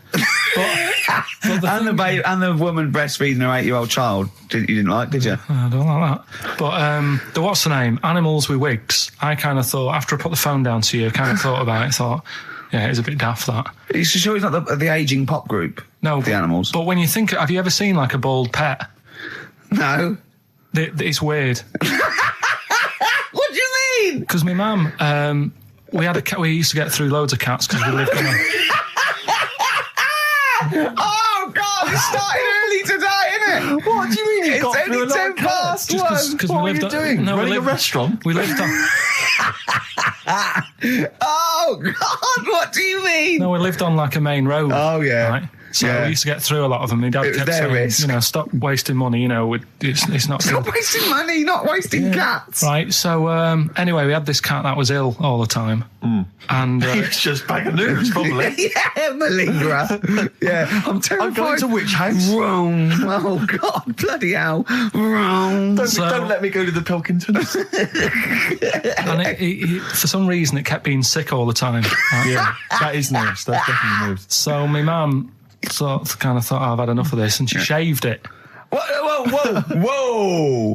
Whoa. Now, I know you're not vets in your family, but what correlation did your mum think there was between you being sick and shaving it? Because it kept being sick, and it was a pain to wash, because it kept getting So caught she up. wanted a dry wipe cat. So why didn't you just varnish it? What? It's weird. It's weird. So now he's cold and sick. No, but not all of it. She left sort of the back half, but sort of from its waist, sort of. I love that. Shave it because it's sick on itself. And That is it was the genius. weirdest looking thing. I mean, normally I like cats. I'm always like giving yours a stroke on the head and that. Yeah. But as soon as she did that, it was like, oh, Yeah. Poor can't thing. touch it. And then So now it's sick, cold, and hated. Yeah. Carl. It must have, the other cats must have been taking the mick out of it constantly. It's just making things worse. I'm hoping that it got run over and was put out of its misery. no, I think it got all right, that one. Or is that the? Yeah, it did get run over. It did.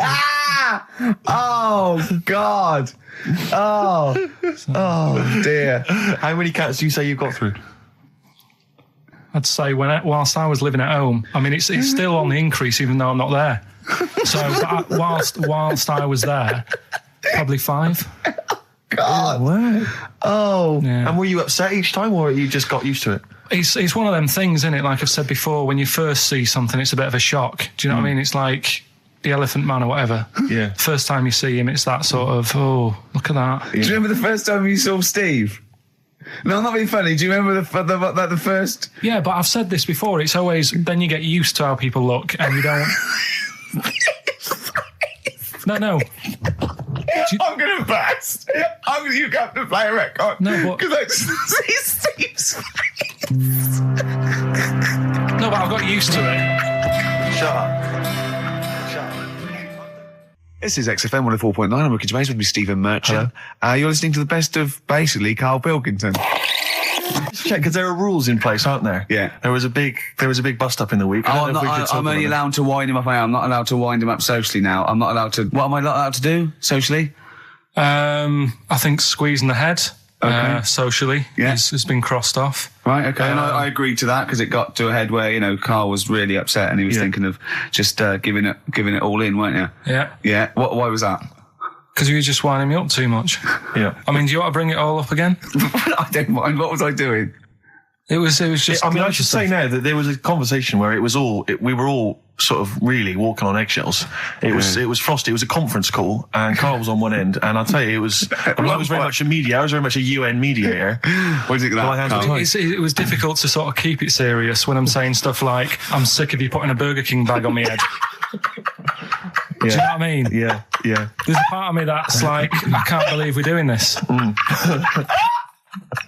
What I like about it is that I'm laughing and going, well, I won't do that anymore. And he's going, you can still do it on air. And like today, I came in, I went to squeeze Eddie, went at 1 o'clock. I love those rules. Yeah. I love those rules. Well, between the hours of 1 and 3 on a Saturday, you can squeeze his head, you can put a Burger King I bag on can't his... Oh, wait. It's terrible.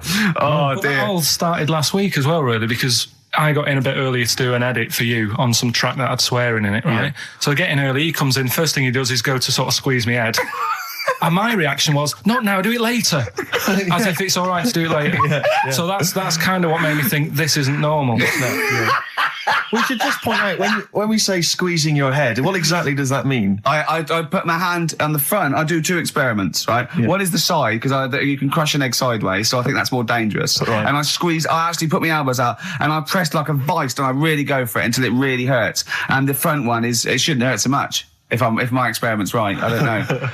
Well, it was all this that sort of, built up. Sure. And the research that you're doing there, Rick, is that going to be available online at some point? Well, that was the problem. That's what I was saying to him, because it kind of started last week. Well, it's been going on since we've known you. Yeah, really? Yeah, but I just upped it last week. It got out of hand a bit. I upped it to when I think it got to ahead on Thursday when I filmed it.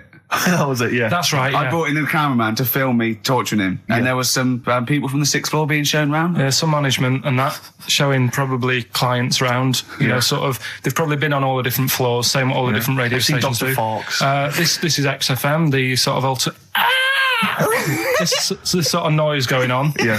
You see them all look down and saying, don't do that, right? Sure. They might want to spend a load of money. Yeah. Right? Yeah. And he's doing that, he's wrestling with me, he's filming it.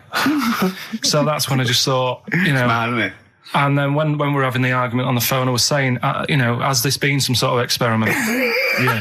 He did. He said that, and of course I lost it. Yeah, but it's all good now. Do you want to squeeze his head before we play the next record? I won't at the moment, because we've got to get on. It's not right, and that annoyed me as well, because I was trying to find out where he was going. I was filming him. I was going on waiting for Karl. Told Johnny he's meeting a mate at 6, which annoys me on 2 counts. And I'm just doing it to the camera, So I'm gonna follow him and just turn up and go, all right, where you been? But then when I came in, he went, I'm meeting a mate, and he told me where it was. So I told him that spoils my fun. Of course. Because you'd want to just track him down. I don't want him to like it. Yeah. Which is pulled the rug under my carpet now that he's going to let me do. Do you know what I mean? It's just, it's a little bit annoying. Right. Is this talking about diets and stuff? Right. Go on. They've come up with a drug that they tested it out on a mouse. Right.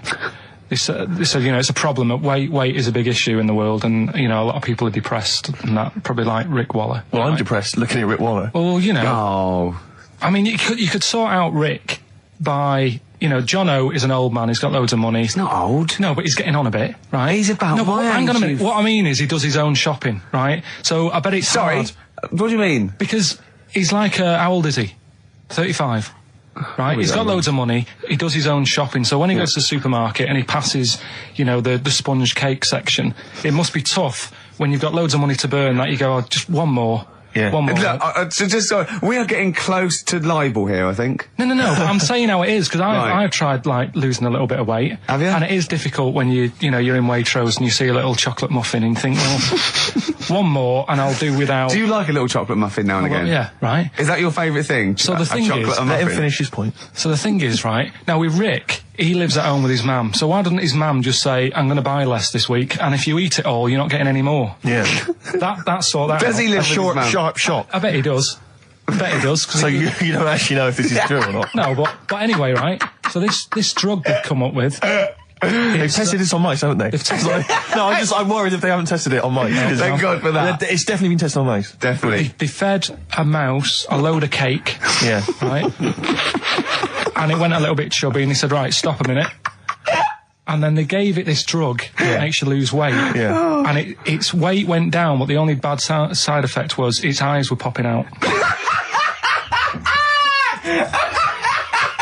Well, that seems to be fine then. Let's give it to Jono. There doesn't seem to be any problem. Oh, Rick should get some of that. Yes, Struth, Doc, look at these. Oh, Jesus, Jono, your eyes are popping out. That happened to the mice. Sorry? That happened to the mice. But what do you mean? That's the option. What do you mean that's the option? So I love the fact that your choice is either be like a fat, happy man who has the odd sponge cake, or a stick man with eyes on stalks. I mean, Steve's chosen that. All right, calm down. I thought we were slagging off Rick Waller and fat people. Sorry, Let's have a go at the fat people before we start on me, Rick. Yeah, no, I didn't. I forgot. You know what I mean? It's like... Yeah. Because I've got some issues, body issues. I know. But Rick Waller's grotesque, Yeah, sorry about that. I'm just a little bit weird. I mean, do you know what I mean? Yeah, should we play a song and... Well, I'm just a little bit offended. That's upsetting. Carl, have you ever logged on to Friends Reunited? It was the site that everyone was talking about last year. No. Are you aware of the concept? I've heard about it, but there's no one from school who'd want to see it again, really. So basically, for those that don't know, you have to log on to his website, and then it helps you track down your old schoolmates if they've also logged on and stuff. And we took the liberty, really, of looking on the Friends Reunited site and typing in your school and trying to track down any of your old mates. We didn't get in touch with any of them, don't worry. We didn't do that. We're not going to surprise you with them now. No. But I was just interested to know, like, some of your thoughts on some of the names that I could run past you. I mean, these are people from your year. Just tell me if you recognise the names. Sarah Morris? God, yeah. Remember her? Go on, you're grinning, what's the thought?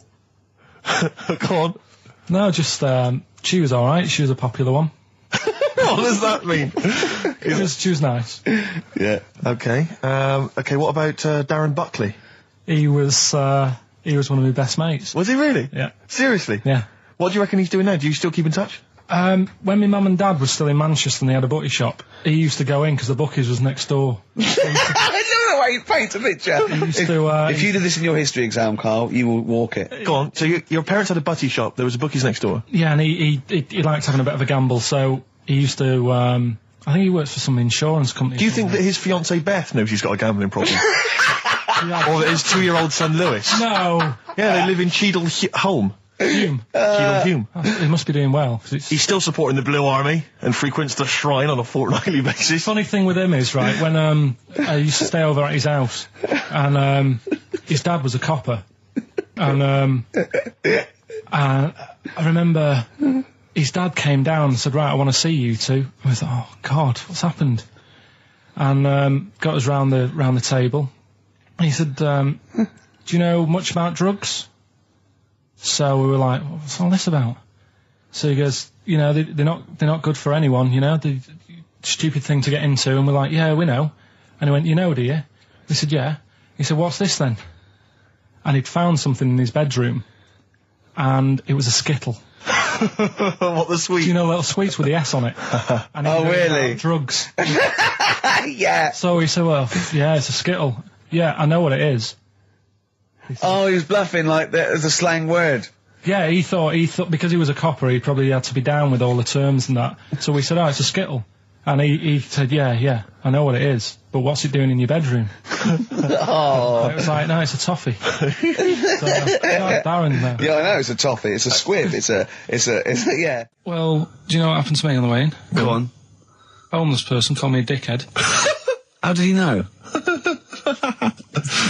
Do you know him? Is that what? He's like the local big issue fella. Oh, yeah. Yeah. And he knows me, he sees me walking up and down the street. Oh, that's how he knew you. Right. So normally I have a bit of a chat with him and that. And I walk past him, and, you know, I can be a little bit cheeky with him, because I've been cheeky with him in the past with stuff. He pinched his arse. No, just, you know, saying stuff like, God, you're always there, I mean, you got home to go to, and stuff like that. Yeah, just breaking the ice, No, but he knows, and he'd laughed at that, right, last time, so I thought I can be a bit cheeky, right? So he goes, do you want a big issue?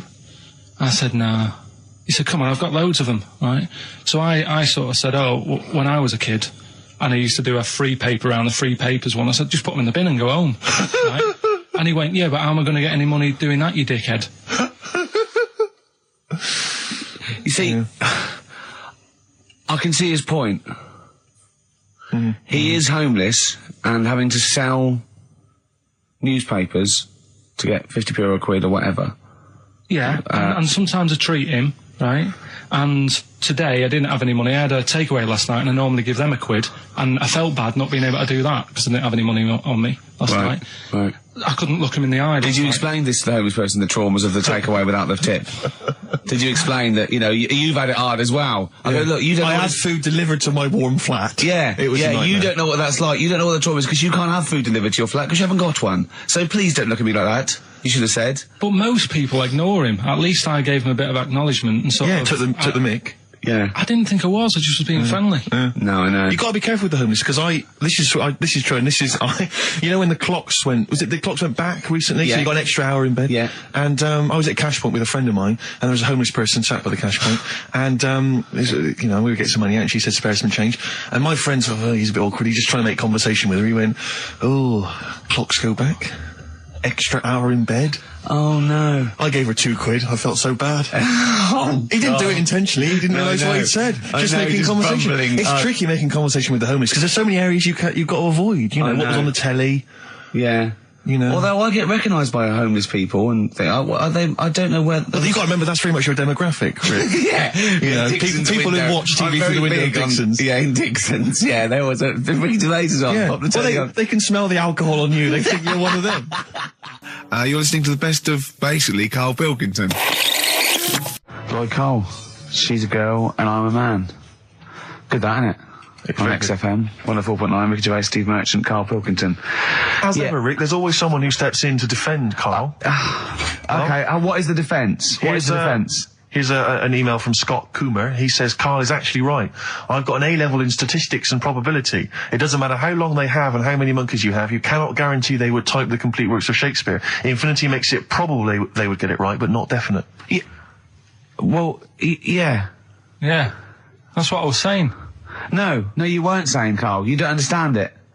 Infinity sort of sorts it out. That if they do anything, they nearly do everything, won't they? No, I mean they'll give it a good shot. No, that's not the point. But the I'd point be is surprised if they did one page right. Right, listen. It's not to do with consciousness. It's not to do with them aiming. They are just bashing away at the keyboard. It's like they're used to show that there isn't consciousness. They chose the chimpanzee because it can type, presumably, hit the keyboard. It's because they hadn't come across you at the time. Yeah. It's to take out thought out of it. It's to take out reason and trying, right? It's just random. They're saying that if you typed enough things, if the computer was left typing everything, if you left it for an infinite amount of time, and they chose Shakespeare because there is meaning behind it, and it's difficult to get it exactly right, to show you that Infinity would come up with it's not just Shakespeare, it's every novel. It's everything. Fairly eloquent there from Gervais. A quick riposte, please, from Karl Pilkington. No, I'm just saying, what I don't understand, if it hasn't read it, then how does it know where it's going? Listen, right, listen, right, Can I just explain to people, right? Some people have said, why are you cruel to Karl? He drives me mental with things like that. What do you mean, Can I just, let me just take a breather for How do I do your editing? He keeps coming in the week. You know that I work here properly, in the week, don't I? Yeah, I've got a proper job, should be 9 to 5, but I normally get in at about 8 o'clock and work. A lot of people get in at 8 o'clock. Working hard, trying to do my job. 3 times this week, I've been rushing around. I walked past my little studio. He's sat in there, alright? Now, because I've got this sort of job, I can get away with it. I said to him, if I was a doctor, would he keep coming to me practice? If you were a doctor, there'd be severe problems with the NHS. Imagine that. The standards would have lowered so much if you can arrive at the hospital, you're a doctor. We'll pop in, I'll go to lunch, don't we? We have a little lunch break, don't we? I go, come on, let's go now. He goes, I'm busy. I go, come on, let's go now. He's going, you're doing me head in. Well, when I was talking about the monkey conundrum with Karl, he said to me, right, if I had a day off work, and I was, say, watching the TV, and with one hand I was typing a typewriter, would I type Shakespeare? I mean... Yeah, but you see, there's certain things. We were talking a little bit about this stuff the other week, weren't we, when we said, you were going on about Einstein, and I said he's not that good. E equals MC squared. It sounds good, but I've never used it and that. Right? I've never used it! You haven't used 2 and 2 equals 4, Karl! The fella with an apple fell on his head. It could have been anyone sat under that tree. Do you know what I mean? It's just annoying. Lucky. And it just Newton gets all the credit for his laws of the universe. Well, other people were working whilst he was having a lunch break under the tree. So in a way, it's like he didn't deserve to have that success story. Again, forget the apple and the tree and whether he was sitting down having a lunch break. It's totally irrelevant. Yeah, but what I'm saying is there's certain things that will just happen. It's like, I think we were talking when we were out eating the other week. We were talking about Noel Gallagher. Well, this is the reason the monkey discussion came up, right? Noel Gallagher... I don't know what to say. I don't know what to say. Rick, I don't want to misquote Noel. I'll be like Herbert Lom in Clouseau. I'm going to get a twitch whenever he opens his mouth. I don't know where to start with some of his statements. Well, as I say, this discussion began because we were talking about a quote that Noel Gallagher supposedly gave. Now, I don't want to misquote Gallagher, but the gist of it was that he said, had I...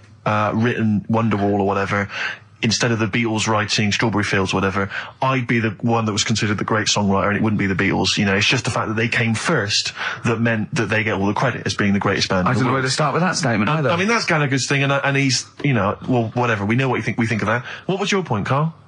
You agreed with him, didn't you? Yeah, I reckon. Right? Do you know we've talked about putting a baby in a room before and it'll know what colour it is and stuff? If you got a room that's painted red. Right, but forget that, because that's going to confuse Hear him out. Listen to me. Say if they did some new TV show, right? Like, what's that film with Jim Carrey in where The Truman Show. The Truman Show, right? So they make up a little room, and some woman has some kids, and you say, right, let's put the kids in this room, and they don't know what's going on outside. They don't know anything about, like, EastEnders and that. It's like their little world, right? They don't know anything that's gone on. How could a child survive without EastEnders? Right, listen. So, you sat in the room, right? And then, when they're all asleep... Right, wait for this bit. Someone Have you heard this bit? Wait for this bit. They're all in a room. Yeah. They're asleep. Yeah. Someone pops in, puts a guitar next to the bed. Right? Nips off out again. They wake up in the morning... And one of them goes, what's this? They don't even know it's a guitar because they've never seen one, right? They're talking English, though. Yeah. We just left guitar out of the vocabulary. Right, so... There's plenty more to come. So, one of them will pick it up, and they'll go, I don't know what it is, and they'll start strumming, they'll go, that sounds good, doesn't it? Give them a few weeks, they could come up with Hey Jude. Whereas, type in Shakespeare... A monkey that can't even spell. I see that. Listen, you can't answer it. I might come with you, Rick, if that's all right. We've got to sort out that Christmas special as well. Yeah, no, sure. I see that. I'm shooting off then as well. Cheers, Carl. In the week, I called Carl up. I said, how are you, mate? He went, not too bad. Now, as you know, his girlfriend's been away for ages, hasn't she? Covering the World Cup, the African Nations Cup. She's a sports journalist. Well, yeah. All right. Okay. I love the fact you're thinking, what does that mean? Like, well, she's not much of a journalist, Rick, to be honest. I've read some of her stuff. No, but she's not on air. She does stuff, you know. Yeah. Behind the scenes. Yeah. Sure. A lot of journalists do. You always want to make clear that you're not going out with Kate Adie. That's what you want to make clear, isn't it? Yeah. Now, so she'd seen none of the meteoric rise of Carl as a broadcaster. She's been away for the whole time a since you've sort of become a wit. Yeah. A cult figure, to be honest. And he hadn't told her this, so, apparently he went home and she was sitting there, looking a bit grumpy, went, alright, so yeah. She went, should we go out then? She went, I'm not sure I want to go out with an idiot. Right? Oh no! Yeah. And she went, Loch Ness Monster. Why don't you just think, of course the Loch Ness Monster lives in Loch Ness. And she was giving a bit of a hard time. She went, that's why I didn't tell her. I didn't tell her really. Same thing happened when I was at school and I had to play drums in Little Donkey. I didn't tell my parents, right? But my dad turned up anyway. And what happened? He, How old were you, Carl? Well, it was the school that I used to go to. Oh, yeah. Like, You went, you used to go to the school you used to go to? No, but what I mean is, I didn't go to secondary, did I? So I missed a lot of that. Sure. But primary I liked. Oh, it was all colouring in and stuff. Yep. And, it was a Christmas play, and I managed to get a part in it. And, did you audition? No. Got a part in it, and I should have been playing the drums to, the one about Kings. We Three Kings. Yeah. I was meant to be doing that. But Little Donkey came on, and it was one of the... What do you mean came on? That was like next up on the next song. Right. And it's one of them songs that you can't help sort of... Tapping along to. Yeah. Do you know, like if I was to go... Yeah, you'd have to finish it with... Yeah. Do you know that they actually send that into space? Do they? And... What, hoping that aliens will respond with that? Yeah. They do that, because apparently it is one of them things that you can't help. What, even if you're an alien life form? Yeah. They know that, do they? Yeah. But anyway... What, because they watch Star Trek or something? Hello. Knock, knock. Yeah. No, seriously. Is it true, like, if you send out knock, knock into space, they have to say... Oggy, oggy. That is great. Seriously.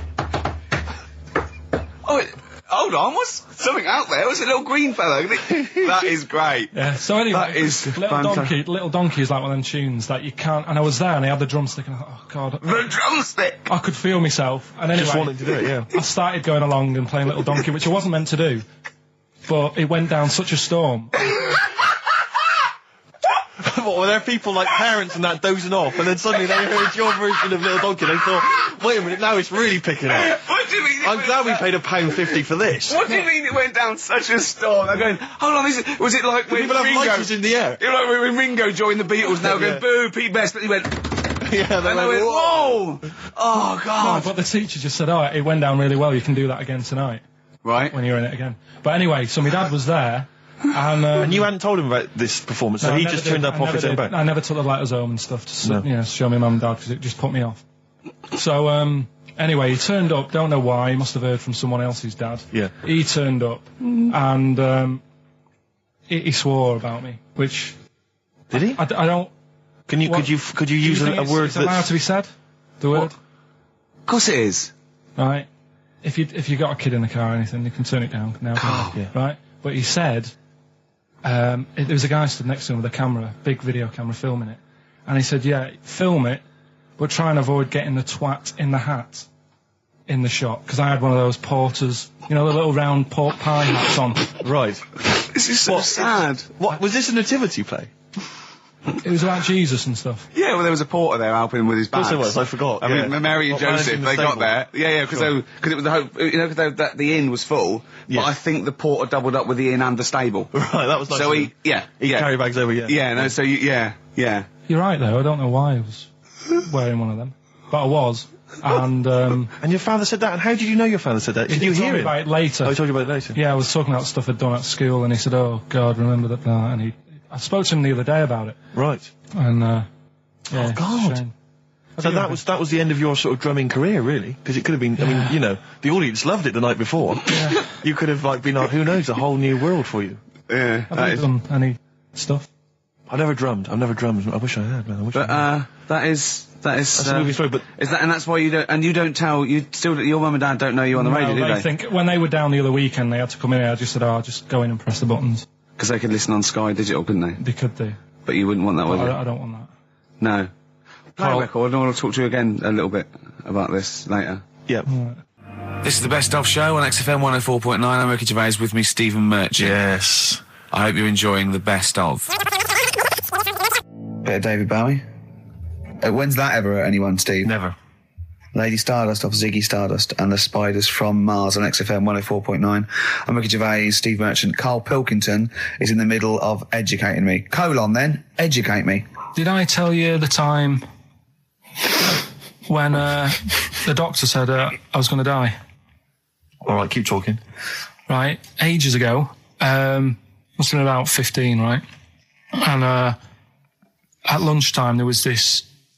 We used to have a choice of stuff to do at lunchtime, right? Used to have like a burger place that had an arcade machine in it, right? So we used to go there and play on that and have a burger.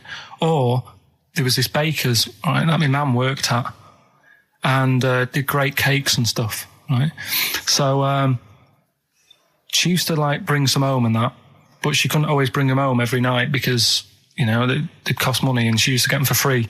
And they used to say they'd rather chuck them away than give them to the staff because there's a chance that the cream might be off. Right. Right, so they used to chuck them round the back. So I used to go around the back with my mate and eat a load. Brilliant. Eating out of bins. No, it wasn't out of bins. They were still in trays, but they just stacked them up near the bins, right? So this got out. I mean, it used to be chocker. Once the school found out, everybody used to go there, and it'd be like, well, have a cake. The headmaster fighting the kids off. Right, so I'd have, like, you know, you just eat, I don't know, 6 jam donuts or something, and then you'd spend your dinner money on the arcade machine. Brilliant. Right? So it was a good afternoon, really, right? So you'd do that, and this one day I must have had 6 or 7 jam donuts, a few Congress tarts. What's the Congress tart? I love them. I can't get them in London, right? So I'd have some of them. If anyone can get a Congress tart for Karl in London, please let him know. So anyway, this day, that was just a normal day. Do you know what I mean? Once, twice a week, you'd have a load of cake. In your life, yeah. Yeah, so normal anyway, day in your life. Were the frog boys there with the webbed hands and the big heads? And the horse in the settee? Yeah. But the day after one of these days, I had really bad cramp in my belly. Right? Okay. I was like in agony, could hardly walk. So I said to my mum, you could hardly stagger to the free cakes. So I was in absolute agony. I said, I don't like doctors, but you'll have to get a doctor in because I don't know what it is. I can't walk. She gets the doctor round. I won't say his name, but he said, well, doesn't look like he's got long left. Blimey. So I was a bit like, hang on a minute, I've only had a few cream donuts. Yeah. My mum was panicking. Sure. He went. My dad came in from work. She said, something's really bad with Karl. I think it's serious. The doctor said he ain't got long left. So he said, what? He said that and just left? So she said, yeah. He said, I'll have to call him then. So he called him up, said, what's all this about? Karl hasn't got long left. How long's he got? So he goes, I was only messing. It's just had some bad cream. Can you believe that? Well, the thing is, I like the fact your mum didn't ask any questions. I know. She didn't go into detail. Can you explain more, doctor? No, I got to show off. But she doesn't. I don't want to diss you or your family, but I imagine if I was there, I'd have known the doctor was joking. Yeah. That's all I'm saying. I mean, I sound very arrogant there, but I imagine he went, what's he been doing? I had about 6 cream goes. Oh, right. Oh, wow. He hasn't got long to live then. I'll see you later. Yeah. That's what I think the doctor did. Yeah. I just like the idea your mum just let him go. Yeah. Terrified, thinking, well, I'm not going to probe him. He's that's it then. Dad comes in. Hi, honey, I'm home. Anything happened? The doctor said Karl's going to die and then left. Did he? I'll call him. But anyway, that's why these sort of things fascinate me. Rockbusters. Yes. I don't want you to have monkey news right now, because we've just had a little story there. Sure. You don't want to, don't want to go too far. Yeah, go on. So we'll get Rockbusters out of the way. Have we got a winner? Come on then. It worries me that we've had very few entries. I think that even your mental fans aren't getting these, which is really worrying. They must be terrible clues this week. All right, well... has anyone got them right, Steve? I think there's just one guy, who I suspect has won in the past. Well, so what?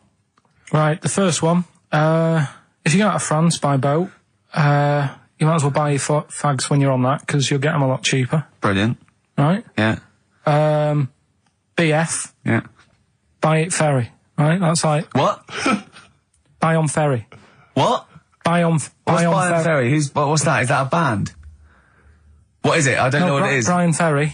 Brian Ferry? What's that got to do with buying on a ferry, though? Just because it's quite close to it. Buy on ferry. What? Buy on ferry. Sorry, what's your first language? The second one. That's rubbish. That doesn't count. No, Brian Ferry. Brian Ferry, buy on ferry. There's this little foreign cafe. It's growing its own steak. That's Delamitri. The third one. What? Sorry, what? What is that? What is that? Delamitri. Delhi is a little foreign cafe. Yeah. A meat tree and that. A meat tree? A meat tree? What were the initials for that? Just D for that. Just D for that? Yeah. So not DA? So you didn't even give them a chance to get the group? Well, they got it.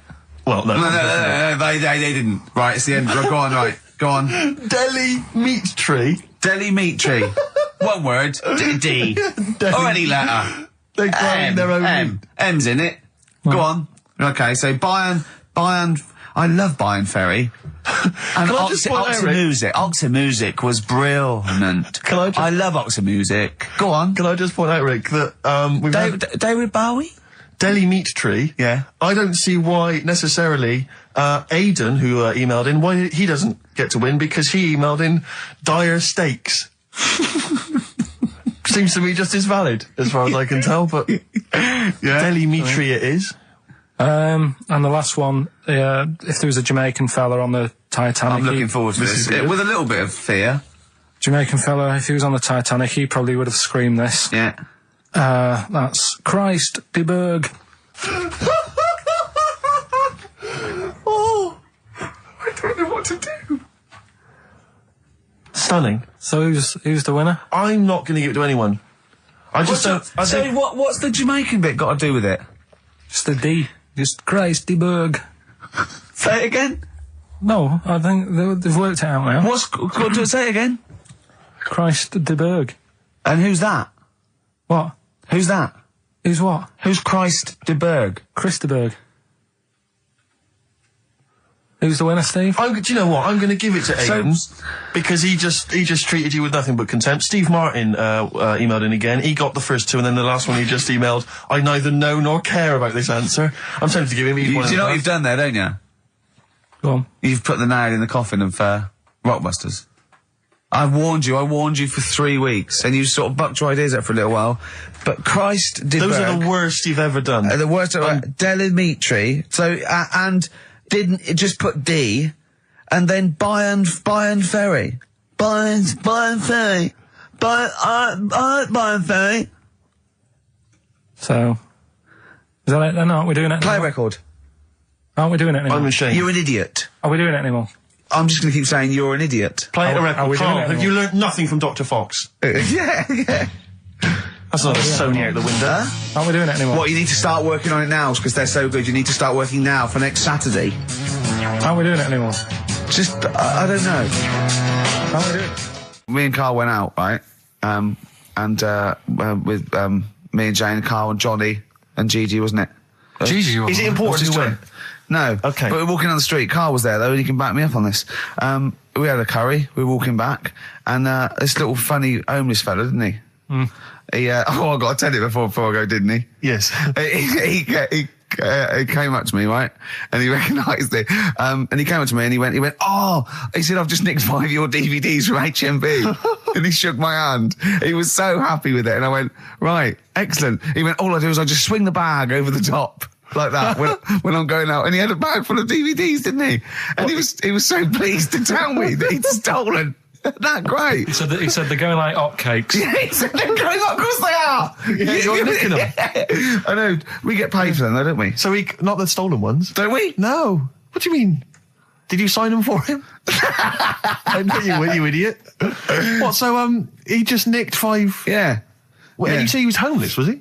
Well, he don't know. Maybe. No. Surely, how would he have seen the show?